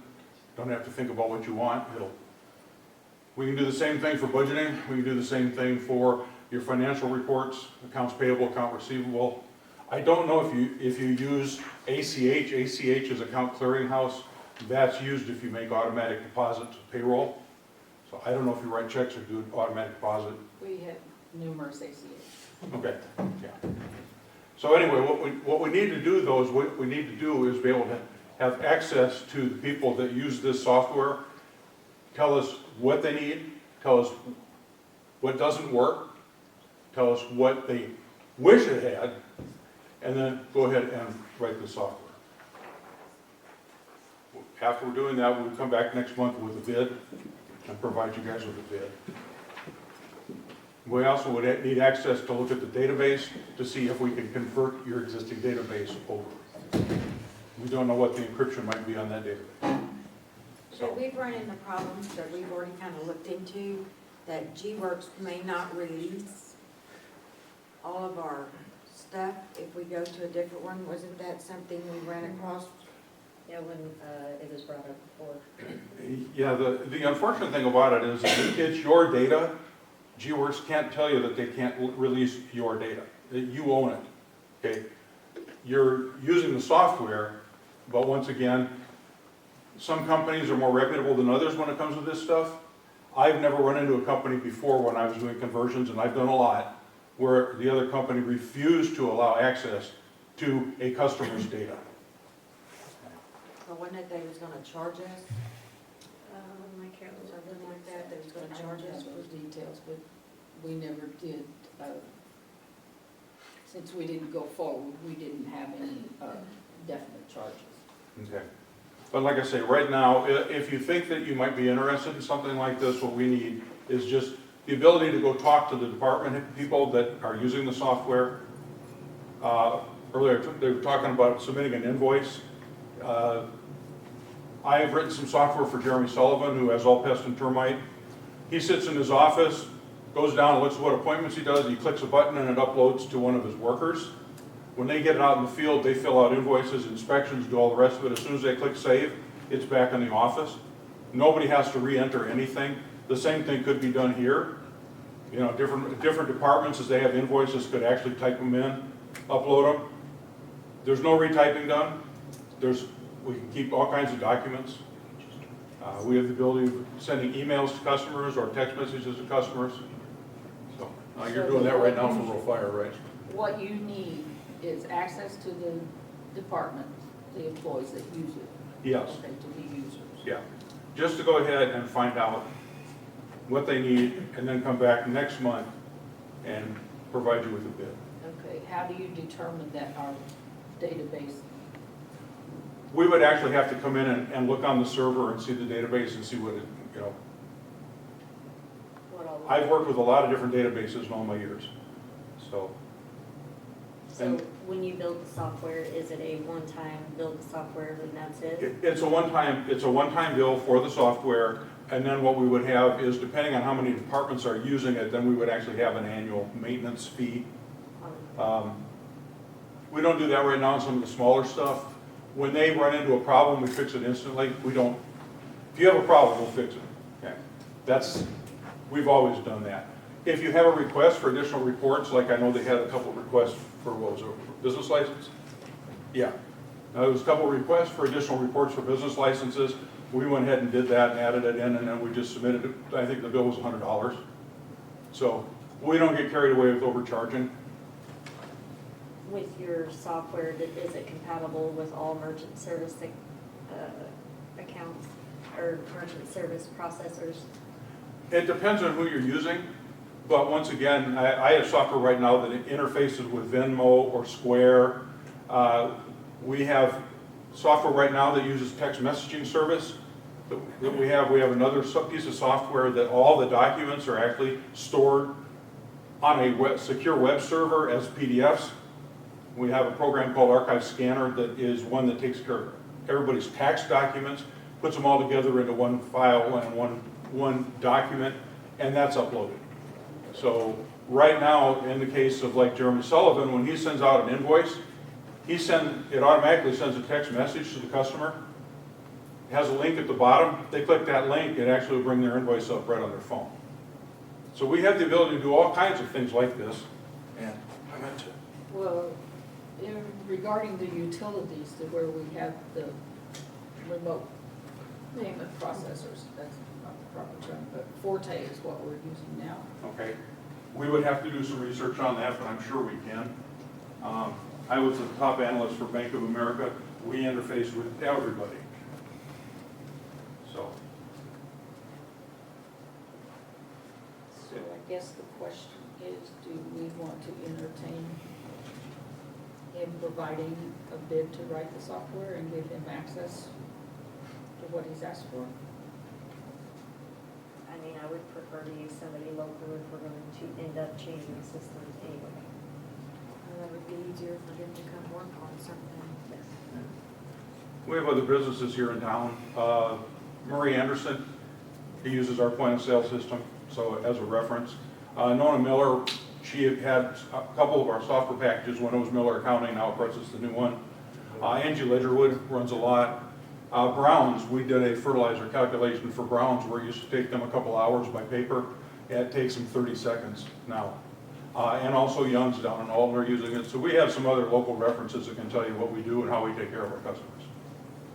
My only concern, and I think you did this last month, was we just signed on a new merchant service. And so you would have to be able to be compatible with them because we signed a The contract. Forte, yeah. Yes, because we're trying to get everybody on the same merchant service. Sure. Yes. Still got the airport, so. So that would be my main concern, that we would be, or you would be compatible with it. Yeah, I mean, I've interfaced with all kinds of different things over the years. I mean, anything from NCP, which is a coupon processor, to, you know, we do Square. If you get your invoice, it's a detailed invoice that comes up on your screen, and with a pay button right there at the bottom that you can instantly pay your bills, invoices and stuff. So. Do you have other employees, or is it just the two? It's the two of us. It's the two of us. I've had bigger shops, but not interested in running a bigger shop anymore because I like writing software. So. Okay, is there a motion on Mr. Williams' request? Yeah. Tech support, longevity, who retains ownership? You own the version of the software you get, though we may reuse modules for somebody else, and that's why we will give you a reduced price.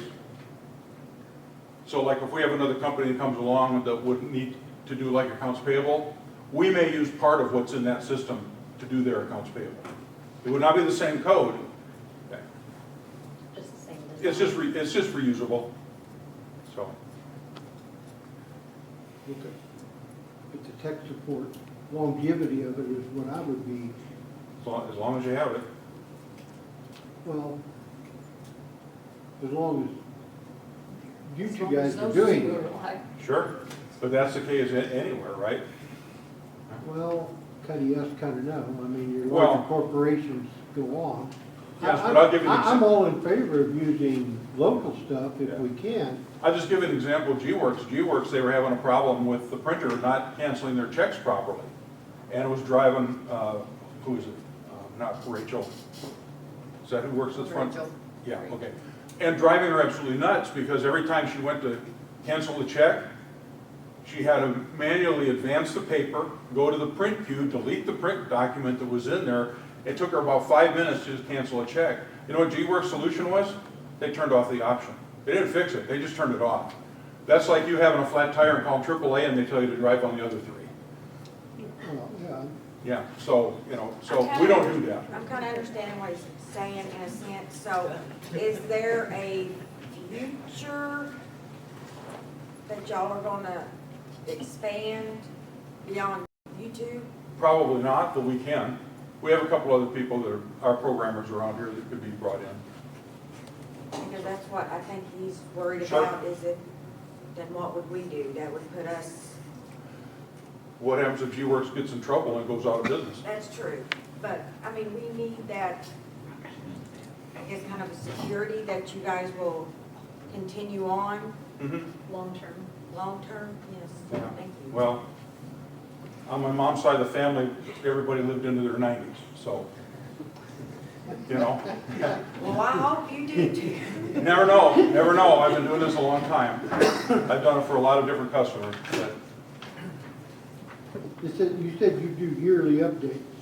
we do updates as we need to, Okay. not yearly, but what we do is we would have a yearly maintenance, and that means if we get called out someplace or something like that, we just do it, okay? If somebody's having a problem, you know, like they were having a problem in here one day, it turned out it wasn't our software, it turned out it was the hardware, but we just came in at lunchtime, came in and checked it out, made sure everything was working. You were just over at Angie Ledgerwood's because she has a problem with her Wi-Fi, because somebody decided to run the fiber cable across the road, not thinking about what happens to fiber cables when you drive over it with a car. It was affecting our software, Yeah, actually. yeah. So, Well, to me, the accounts payable and accounts receivable, even the budget, general ledger, payroll, and time keeping in the expenditures would be the accounts payable, is what I consider in-house, that we have control over it with Mhm. our employees, and even the ACH, because it has to be generated through the bank. Sure. But my concern is the utilities, because we have a billing system, which I'm sure you would go to billing system, but it is the integration with the Forte, Okay. which is the payment processor, because we did have, what, 5? We still have, And Forte is willing to work with whoever we choose. so, but that is a big thing about the Mhm. utility. We can, Not so much the billing, because again, that's generated from in-house, sure. but it's the payment processing, and then we also have Right. the But we- unlimited fuel at the airport. When you generate your bills, is the electric, trash, and water all in the same bill? Okay, yeah. They should be. I just didn't know if the G-Works did that, so. Okay. Judy's back. If there's not any more questions, then do we have a motion?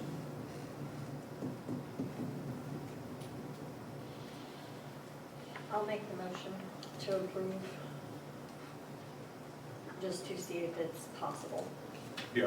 Yeah, We would be, give we him would be back next access. month. With a bid and a quote. To give him access to what he has requested. Okay, we have a motion, is there a second? I'll second. Any further discussion?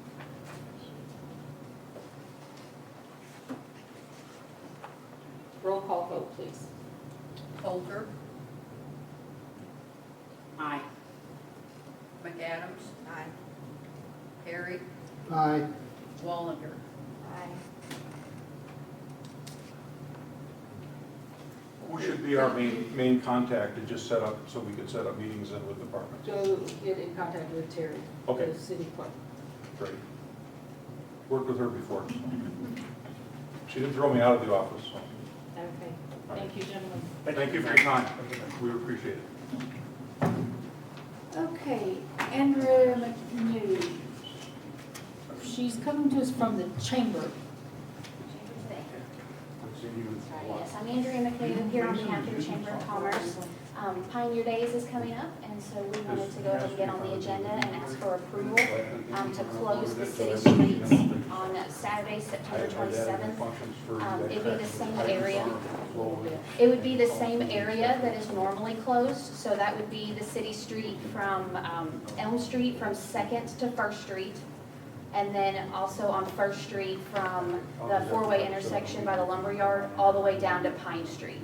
So it's the same area we normally request to close, but we do need approval from City Council to be able to do that, so it can be coordinated with MoDOT. So, do you guys have any questions, or? So you're asking for approval and you will coordinate with MoDOT? Yeah, we can coordinate with MoDOT. We're getting ready to start all the Pioneer Day meetings, and so they will. You're the one in charge? No, sir, I am the secretary this year. So I am just the one that always comes to city council meetings. We are actually hiring a new chamber director. We're finishing up our interviews on that. And then Melody Cooper is our president this year. I think everybody knows Betty Hockman handles a huge load on Pioneer Days. And so we'll be following the same procedures that we always do. And we just thought our first step was to go ahead and get board approval, council approval, to be able to close the same section of street that we normally do. So we can go ahead and start planning for our vendors and getting things booked. What's that date again? It's Saturday, September 27th. Normally the street is closed from around 4 a.m. For the start of setup for vendors, and then it reopens around 5 p.m. as soon as we get that street cleaned to through traffic. Okay, I call for a motion to approve her request. I'll make that motion. Is there a second? I'll second. All in favor, say aye. Aye. Aye. Aye. Okay, Thank you. now for the better news. Now the better news. So the other thing that the Chamber of Commerce is trying to kind of coordinate right now is we would like to replace the roof on the gazebo bandstand area down there. It's looking kind of rough, and we wanted to try to get that updated before Pioneer Days. There have been some businesses that have been willing to donate some items to help with the replacement of the roof. But again, that is city property, and so we would like your permission to move forward with coordinating the replacement of the roof on the gazebo and kind of giving it a fresh coat of paint, just making it look a little bit nicer and more weather stable before Pioneer Days.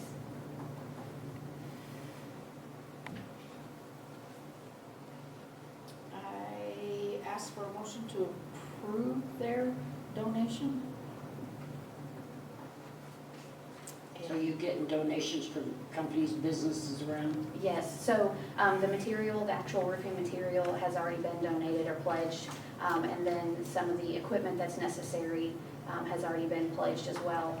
We are still getting bids for the actual labor on the installation, but we really can't move forward unless the city is willing to allow us to go ahead and facilitate that replacement of the roof. The person that will be putting it on are they gonna be bonded or have insurance? Yeah, if you want, we can require insurance. It would be whatever your normal requirements are, but we just really can't move forward at all Okay. without your approval, and also a list of what you need. Okay, I'll make that motion. I want, well, Okay, go go ahead, ahead. you make the motion. Judy made the motion, is there a second? Yeah, I'll second Okay, for discussion. What kind of document needs to be drawn up for this? I mean, part of that depends on how you want to treat, if you want to just ask MIRMA what they're going to require in order to Same cover thing if that we anything did happens. For the Huey Right. construction. Yeah, For the then that is stage. probably, then that's probably sufficient. If you're worried that the chamber is going to half start it and then run off and not fix it, I guess we could do some kind of a contract that requires them to do that, but That seems fairly unlikely, so probably as long as insurance is happy, you're okay. Okay. Then I'll just go to Murma like I did for the last donation of labor and materials. Okay. All in favor, please say aye. Aye. Thank you, guys. Thank you. Okay. Now, the police department. We have police department and fire building inspector, which, please, both of you come and relay the news to the council. Well, I'll kick this off here. Well, last month, it became very warm around the police department. We lost one of the air conditioners, the one that does the front building, where all the supervisors' offices are. And so the officers might tell you we've been harder on them this last month than normal because it's 85 degrees in the office. We got a shop fan trying to push air through, but the other two units just aren't keeping up with the whole building. And so there should be a bid that was, I think, I have a copy of the bid that I can give you if you do not have one in your packet. Did you get more than one? Just got one? We just got the one bid. Why? Is the bid requirement for 5,000 and over? Well, for 5,000 and over, it has to go out for bid. Right. With bid notice. So our request would not be a whole new unit. We simply just want a compressor replaced in their existing unit. Which is just the top amount. Would be the top amount, that's correct. My question is, did you call another company to see if even just a compressor would be cheaper somewhere else? I don't believe we did. This is the only bid we got.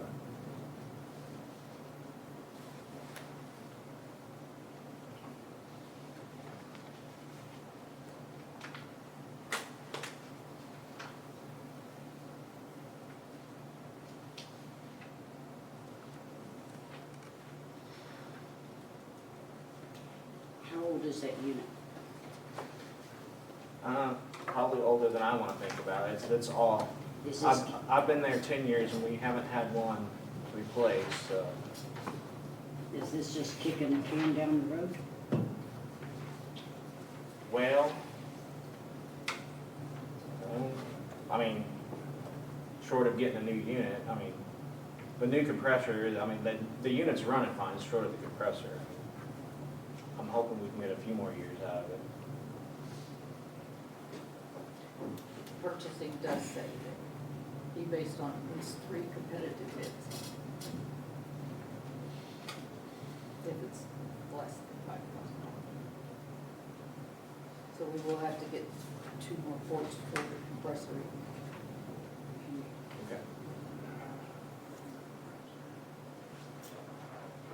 But you could, if you want to approve to get them a compressor installed at the lowest of the 3 bids. I want to make them sweat. I'll donate a fan. Do what? I'll donate a fan. Chief brought in his shop fan, so we're moving air. It's just not particularly cool. One thing about it, get them out on patrol more.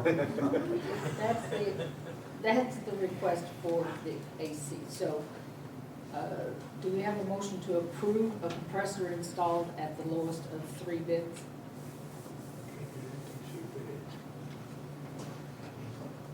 Be based on at least 3 competitive Have we bids. got- is Each there of 3 the companies workers around here are that do responsible that? bidder. Pardon? Well, I mean, I know that there's one here in Mountain View and there's one in Willow. I guess we'd have to get the one at West Plains. Several of them on West Plains. 3 of them is what you said. Yeah, horses. I don't know if we want to go with the one in, I don't know if Curd Electric down there does it or not.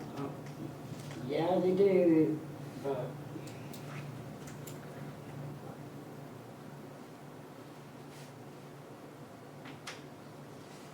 I'd say get the one out They of the can, low. they can negotiate their bids. Do what? whoever calls can negotiate their bids. At least three competitive bids.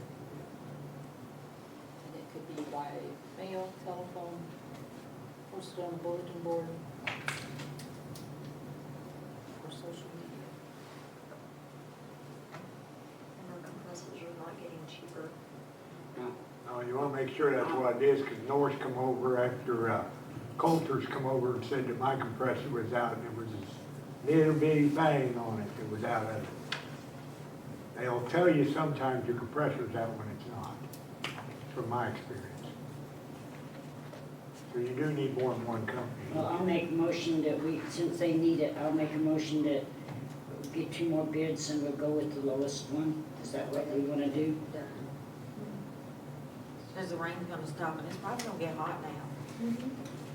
Okay, so let's do this. In other words, if they just go ahead and decide the lowest bid and get it done. They don't need to bring it back before us. Is that what you're saying? Yeah, but we need to see it, you know, after. They'll have to bring them into the Oh, office, yeah, yes. so we're talking August.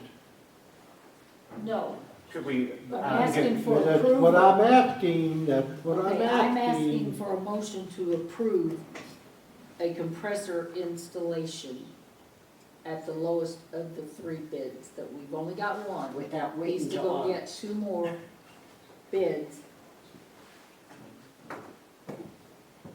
We could break them down. That once we get was the them question presented. that I just asked. I said, when they do that, they just go ahead and do that? Yes, And then we'll see which one that was approved next we will meeting. tell you, yeah, Yes. we'll tell you, But in the meantime, they're gonna get some air.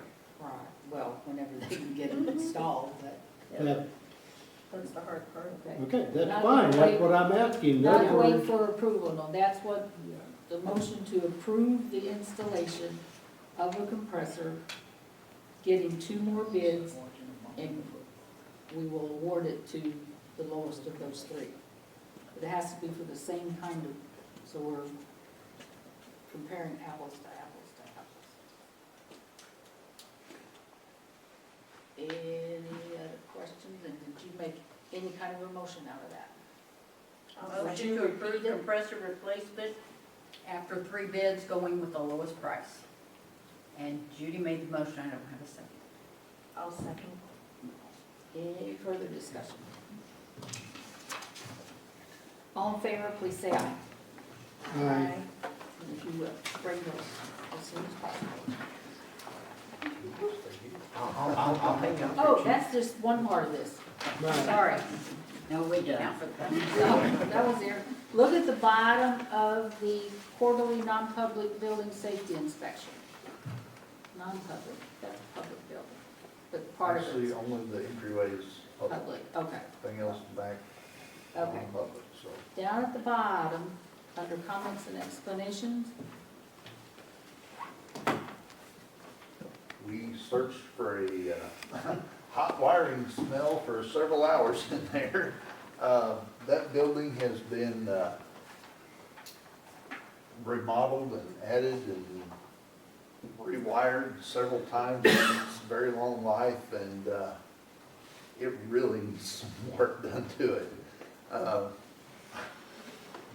The roof's leaking, I know The roof's leaking. Amanda's office stays pretty wet, the booking room stays pretty The wet. windows are leaking. The booking room, the last storm, we had somebody under arrest change the bench, and the ceiling tiles started to fall down on them, that we had to hold up with brooms until we can move them. Yeah. The building's in pretty rough shape. speaking with them, the concerns, attic wiring and the ceiling collapsing in several places. So the solution is, Yeah, that's what I was thinking. I said, the odor is from them not having air conditioning. could be. And Okay. Gail We agreed. use thermal energy camera all over the place. Yeah, we couldn't looking for find the hot, we wire. couldn't find a hot I wire. guess It, the smell probably it burned dissipated. itself out Yeah. somewhere. Okay, so as a building, is it something that can be repaired? I Or believe are so, they, but it may or do take they total need to rewiring. relocate? possibly could be repaired, it would depend on the cost, I mean, I don't. I think this is just more for like, Yeah, this is a information awareness. only, this is, be aware, this is something that's gonna I have mean, to be addressed. we've done what we can with like the little, like I've done most of the office remodeling the last 5 or 6 years, and that's just like trying to have a place for the officers to sit and work where there's electricity. But the building's just getting worse and worse over Well, time. that's why I was asking if maybe, you know, if you keep on fixing and fixing and it's just not improving, and then the wiring's getting older with time, and then eventually things are gonna go haywire. Right. I mean, is that something maybe further on that y'all might consider a new location? Oh, yeah, or I would consider a new location more than anybody. I'm all down for a new location. Let's But, talk about this but, at I mean, budget time. To be fair, it is a concrete block building, so I mean, you can do with it pretty much whatever you want to. I mean, it can be. At minimum, So total you're looking at rewiring. the total rewiring Yeah. and And new new roof, ceiling. though. Yeah, the wiring especially is rough. I mean, What's the it's, insulation no. I know, well, yeah, I yeah. mean, you could always put spray insulation in it. I figure it's got a rubber roof on it, does it not? Parts 10. Parts 10, parts rubber. So recommendation would be roof first since it's leaking, and then that would stop the ceiling tiles from falling. Which the ceiling Yeah. Which I- basically needs replaced now. I mean, so- it's old, but, I mean, if the roof is So- leaking, it's gonna be pointless to So replace. wiring, roof, and ceiling, Okay, you're talking about minimum. replacing the roof, is that, I mean, completely, because is it rotted up underneath where it's leaked? I haven't been that and- far up in it to see, I do know. Because that would be it's something, leaking why was put bad enough something, to see new it. shingles over The, something that's the, rotted? the roof is metal trussed, so, I mean, it does have that going for it. So it's got, I mean, if you want, it's got good bones. I mean, it's concrete and metal, so, I mean, not much can go wrong with it. Like you said, the windows even, I know, Amanda had We'll talk a about plant this at growing budget out of time. one. Most of the Just wiring keep on is from the smiling. 70s. The last time the wiring was put in was from the 70s, and that's just, we've tied into it as much as we can. I mean, we've got, Circuits are over. Can I make a suggestion here? Really go through it and see exactly what you need and all of that, and come back at us at budget, so we can figure this in on our budget. How's Yeah, I that, think- guys? yeah, I think Chief just wanted to be more like, this is on the horizon kind of deal. All right, thank you, gentlemen. Now we are down to the ground storage tank and water tower inspection reports that are in the packet, and Eddie, please.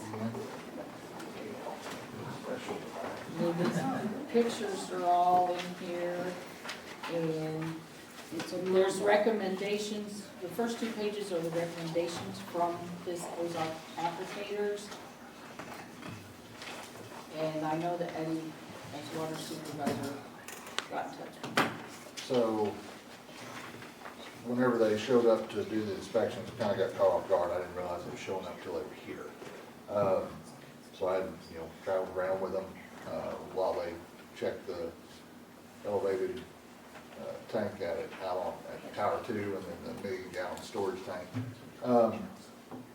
I've reached out to Ozark applicators to get a estimation on what all of these corrections would cost, what kind of expense we'd be looking at. I've yet to hear anything back, which is kind of soon, but I've also reached out to DNR to find out how urgent are these DNR recommendations? Because I hadn't heard about them until we got this report back. So I do know, though, you probably need to look at on the first page of, for the 150,000 gallon tower, number 2 on that. That's been talked about for quite a while. We're to the point now where they've got sandblast on there and paint, we're past the point of power wash and paint. We're to the point now where it's gonna have to be sandblasted, so that's probably tripled the cost, would be my guess. I'm still waiting to hear back from them.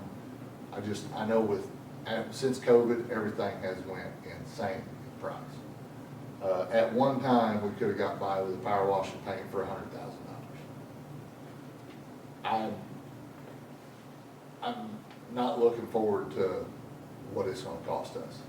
But the problem is, if we don't do it, it's only getting worse year after year. Some other things on here, as far like extend the overflow pipe so that it terminates 12 to 24 inches above grade. That would be a simple enough fix. Bring somebody in with a portable welder, extend that pipe down, turn it out, put our duckbill back on it with our screen, we're good to go. The splash pad, we can do that in-house. Apply skid-proof coating to the ladder rungs, we can do that in-house. Replace the damaged photo cell for the aviation light. It is back to working. I checked it the other night and it was red and blinking. That's something that we can reach from the ground with our trucks if we need to work on it. But, you know, replace the ladder on the interior of the wet bowl ladder. I haven't been up there, I don't have a harness, I'm not climbing up there. That's the first I've heard about that.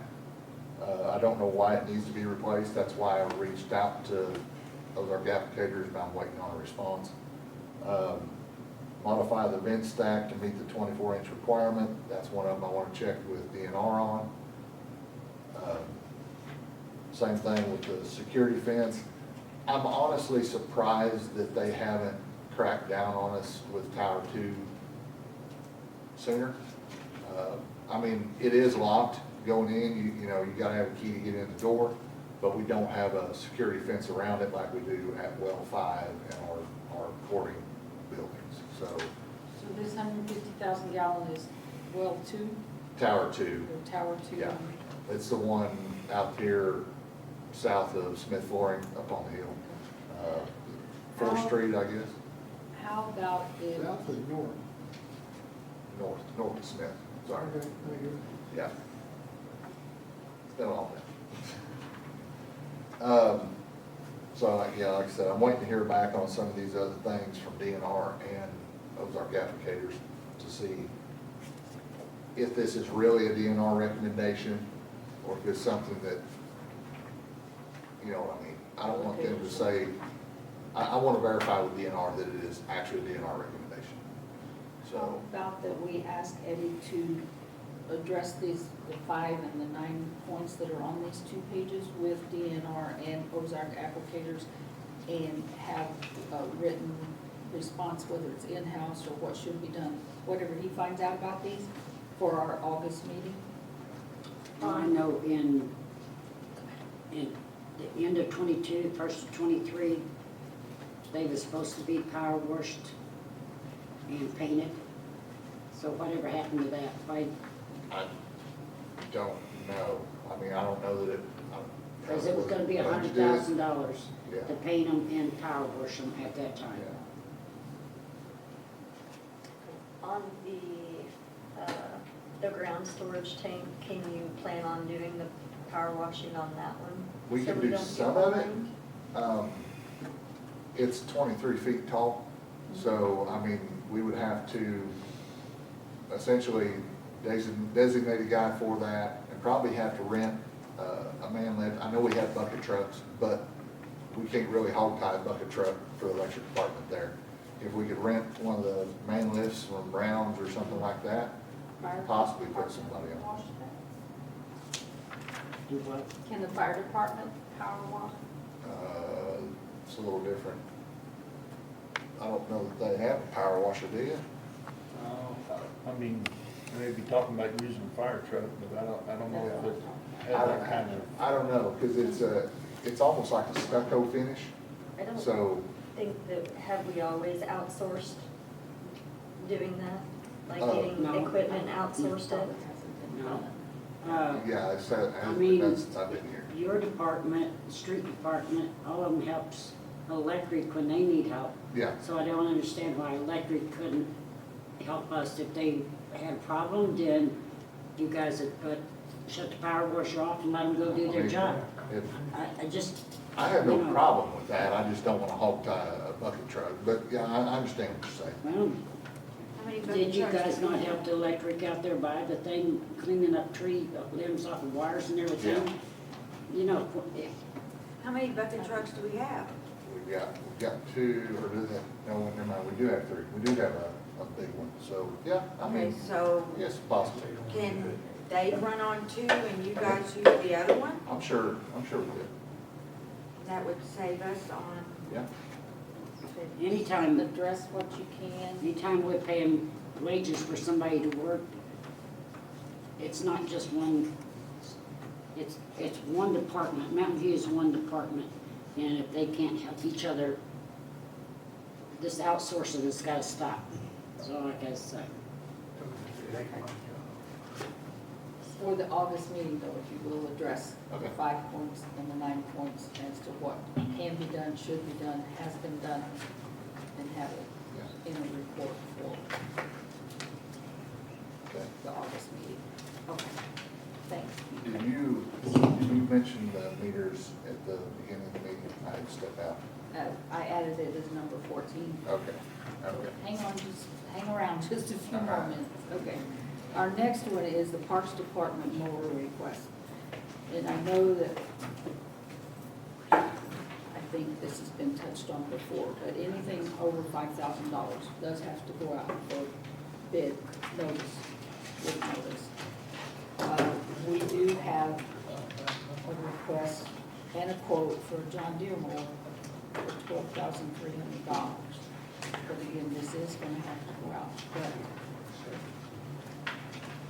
Phil from the Parks Department is here to address this issue if you have any questions for him.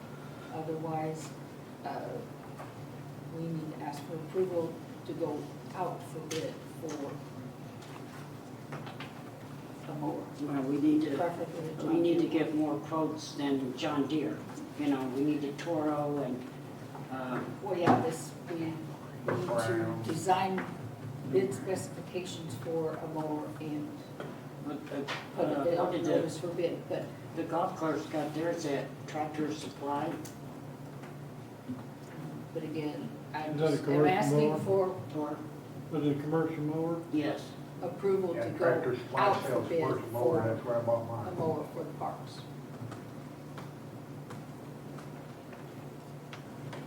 That's what we're asking for. For it to be able to go out for bids. Yeah, just to approve going out for bids for a mower. Can I come up and address this? Yes, yes.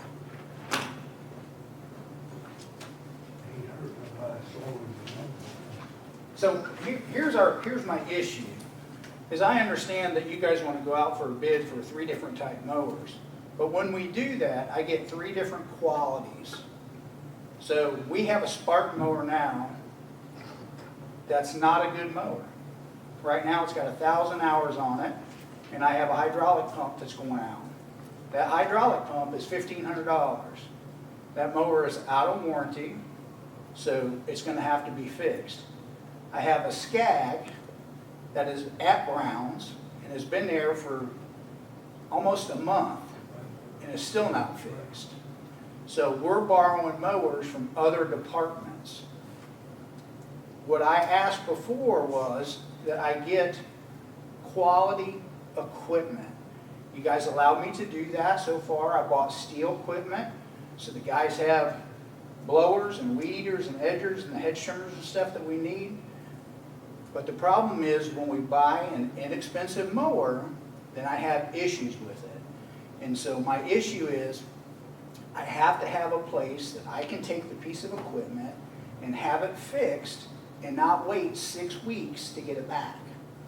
So we can put it out for bid, but we're going to be in the same predicament that we're in now, is the cheaper mowers are going to be, they're not the same quality as a John Deere or a Skag, and we're going to be fixing them. So But don't you have certain specifications of the kind of, the mower, the horsepower, or the length of the cut? Yeah, everything's the same, but the prices will not be because there's a quality difference in equipment. Well, and Well, then my- that's when the bids will be evaluated for. So My issue is with it. Go We ahead. have a golf course person, supervisor out there that just bought a Toro. And that lawnmower goes from 6 o'clock in the morning till dark. He settled for that because with our budget this year, that's what we could afford. So that's why we're taking these bids. We're gonna go with our budget. And But we've the already May I finish? budgeted. Wait, I'm Go ahead. not done. And the way these employees has been taking care of this equipment, they're gonna have to prove to me that they won't run over tombstones and everything else and know how to take care of them. No, So, that's what I was hired for, so that stuff doesn't happen. Do you know the warranty on John Deere and how exactly it works? Usually on commercial mowers, on the top end mowers, they're usually 2 years. And you have to take it there to get it fixed? Yes. And parts on them are double compared to normal mowers? When you have to buy parts, they are a little more expensive, but when I ran my company for 27 years, I ran nothing but John Deere. I didn't run into issues like that. Usually when we have to replace a hydraulic motor, it's at 2,000 hours, not 1,000 hours. So it's the quality of what goes into those parts. Is it more expensive? Absolutely. But you're getting what you pay for. I'm buying, the stuff that's coming on these mowers are Chinese made. We're waiting for parts from China, so they are gonna be cheaper, but they're not gonna be the quality of a John Deere or a Skag. And that's the problem. Brown's, for instance, he runs a Dixie chopper or a Gravely. For a homeowner model, they're absolutely fine.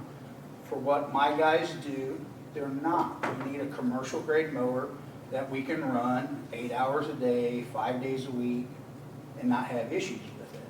Since I've been here, I have worked on the Spartan twice.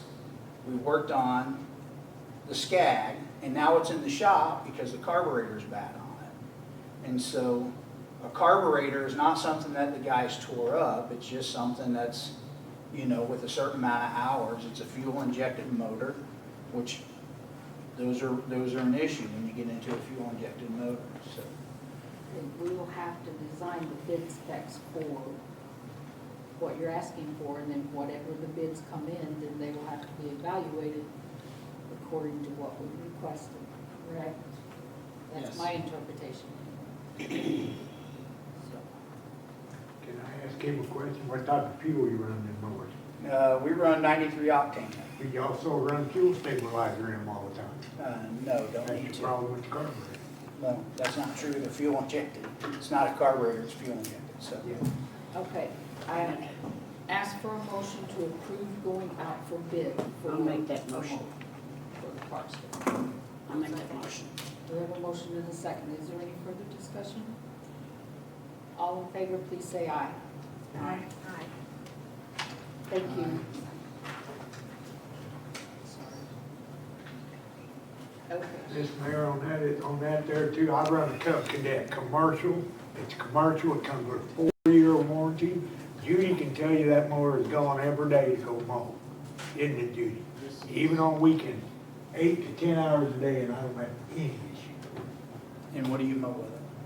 I mow, commercial properties, 5 to 10 acres at a time. Okay, our I next, can mow what you mow with mine in less time than your guy to take a mow it. the next item on the But I've done it before. agenda They usually, they used to bid that in case you don't know. is to change the August meeting date. And I'm asking approval to change it to the 19th. It'd be the third Tuesday instead of the second Tuesday. Can I ask why? Personal? One of you is going, Oh, forget it. I remember. I'm old. and we've got several little projects that we need time, and this will work out really good for all of us. I'll make that motion. I'll second it. Motion and a second to change the meeting date to August the 19th. Any discussion? All in favor, say aye. Aye. Aye. I haven't had a chance to look at the calendar, so I don't. Oh, I'm sorry. The motion's been approved, so Yeah, switch tough your duty. calendar. Do you have another check? I have no clue. It ain't gonna do you no His good to fingers object aren't now. making that. It's over. Stick a fork in it, it's done. It's all Doing over, it the Calvin. week You before come would in, be the 5th, and that's Tuesday. you come in last place in that First race. of the month. Was it? That's fine. I mean, I'll We figure talked it about out. which meeting. Everything that was on the personnel handbook meeting that we talked about. Okay. You got the calendar, you got it on your calendar now? Forget it, Calvin. Yeah, it'll work. Thank you. Okay, now the quotes for the meeting on well 5. Something happened to well 5. We didn't have in time for the packet. August 19th at 6. Did you get a quote on that? Sorry, Oh, Judy. yeah, yeah. Yes. We had 3 there. Eddie's back. 2 look like quotes, Again. and then that email is the Get third my quote. steps in tonight. Don't be late like Calvin. You get left out. I was here once and realized I forgot my phone. I had to go back home. So we had a meter die up at well 5. And those are pretty important when you're talking about figuring out how many gallons of water you're pumping. You know, DNR wants to know that kind of information. So I got to calling around,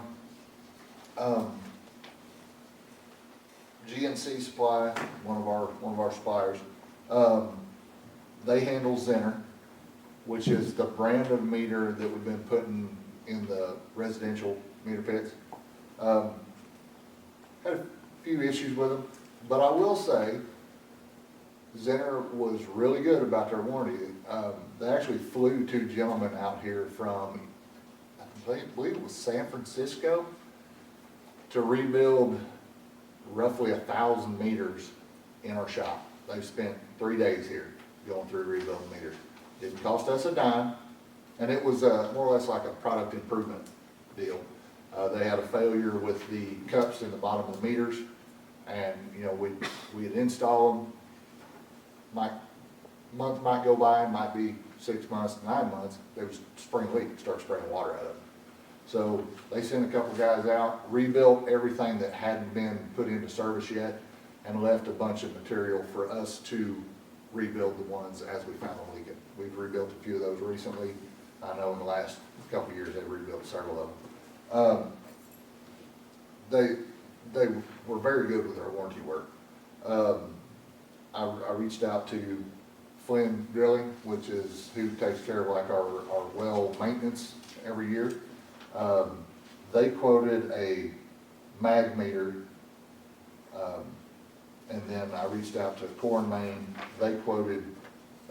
Originally they quoted me a 6-inch micrometer. That bid come in at $3,898.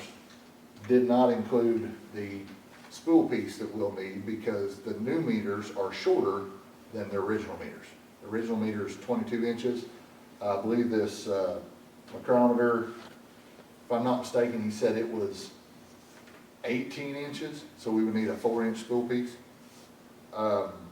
That was not on this bid. He ended up coming back to me, and his spool piece was give or take $650 on top of this $3,898. So I said, what kind of warranty you got on this? Because I knew you was going to be asking that, Calvin. 1-year warranty on this. So On the core main? on the Core and Main micrometer 6-inch. So I asked him if they had anything with a better warranty than that, and I don't think you all have a copy of this one. So he sent this one in to me late today. So they got me a 6-inch Cordonell brand, 10-week lead time on this meter with a 20-year warranty. That's $6,500, and that still does not include the spool piece. So that's Core We're Main. looking at GNC. Flint Drilling, theirs come in, it was for a 6-inch mag meter, no spool, come in at 6-inch mag meter and a cable to wire it into the SCADA system. I'm not too concerned with that because this is a meter that we have to physically be on site every day. This is one of our chlorine checking locations, so I don't see the need for the $200 cable just so we can look at it from remotely. We gotta be there every day anyway. But their bids still come in at $4,591 without a spool piece. I inquired about the spool, he said it would be between $400 and $500. So you can figure, give or take $5,000 on that one. Well, that brings us back to GNC with the Zenner brand meter. So for a 6-inch Zenner cast iron turbine meter, which I trust a turbine meter better than I do a mag meter. A mag meter it reads the magnetic flow as the water passes through. The turbine is the same style meter that we're putting in residentially. They actually have their, I call them an analog meter. I trust them more. Theirs has a 25-year warranty, and they sent me the warranty. I don't know who could read that, but this is their warranty. I was able to zoom in on it and I actually verified it. With a 25-year warranty through GNC, the Zenner brand, their warranty has been great so far. With the spool piece, and that's just basically, they send us everything in a box. We shut down well 5, we take the old one out, and we put the new one in for $1,680. So. Is well 5 the big well, or, I mean? Yeah, I think it's the only one that's actually a 6-inch. I think the rest of them are 4-inch meters. But yeah, it is the only, sorry. The holding tank out there. It's the big 1,000,000-gallon storage tank. So they all pump to well 5, or sorry, 1,000,000-gallon storage tank. But well 5 only pumps to the 1,000,000-gallon storage tank. So it's the primary well for that 1,000,000-gallon storage tank. Because all the rest of them, you know, if well 5, you know, runs low and kicks them on, if you don't have your set points set right, it'll wind up overflowing tower 2 before it fills up well 5. So well 5 primarily fills the 1,000,000-gallon. So, I mean, my opinion, I mean, I don't have a problem with any of these companies, but that's a big price difference. And I know Zenner's warranty so far with the residentials has been great. Yes, we had some issues, but that could happen with anything. They stood behind it so far. We're switching everything more or less to that, correct? We are, yeah. So that would be my selection, would be So on the Zenner. $1,600 one, you guys would actually put it in yourself? Yeah. Okay, do we have a motion to approve that? I'll make a motion that we go with the GNC. Is there a second? I'll second. All in favor, please say aye. Aye. Aye. Aye. Aye. Thank you. Okay. Now, number 15 is to schedule a workshop on our personnel system classifications in chapter 23. So, I got their calendar out. You ready, Calvin? Yeah. And we would need it, I would prefer it to be the last week of July. Although the next or last week would be okay. In July, it would have to be the 30th or the 31st. Preferably the 31st. Okay. I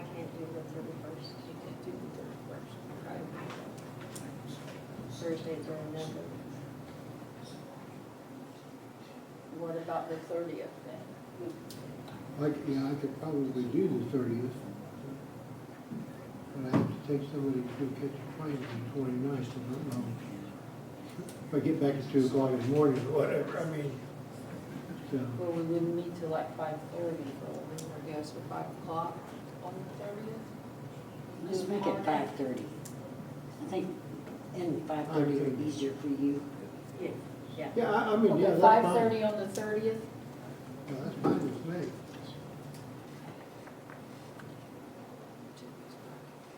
Okay. 5:30 on July the 30th. Okay.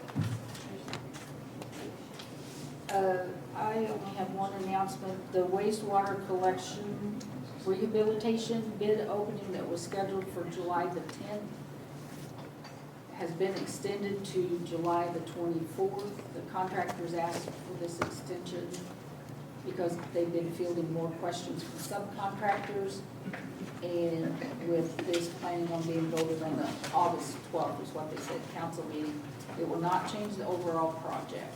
And DNR has approved this. So it's just an additional 2 weeks. But they'll still have a recommendation for our August meeting.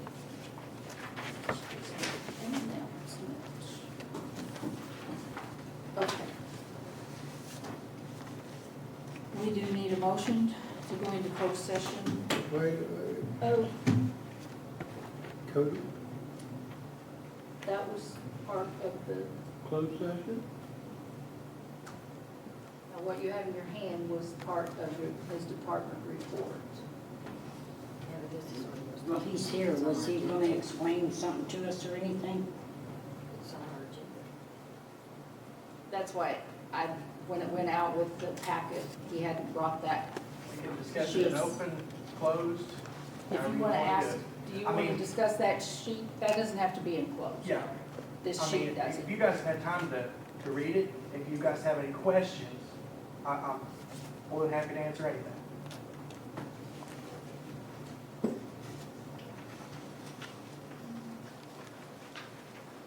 Personnel part will be enclosed. This is.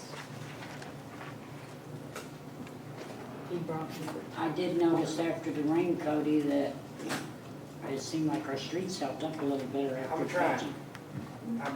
That is, my worst enemy is rain.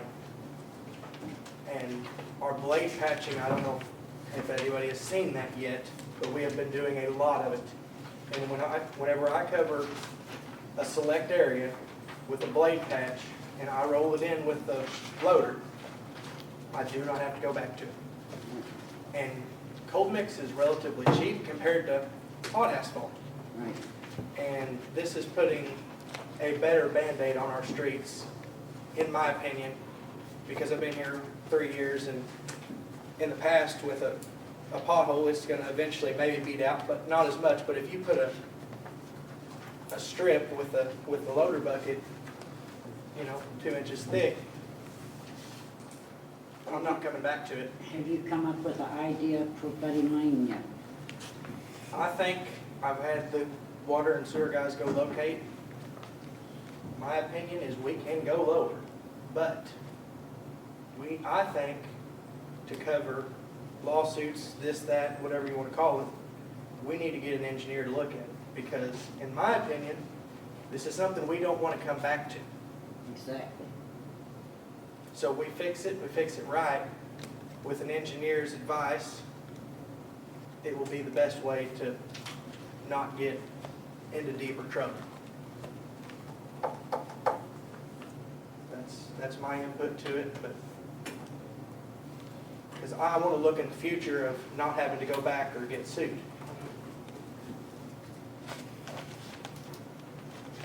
And I can say in the last couple of days, we all know how much rain we've got.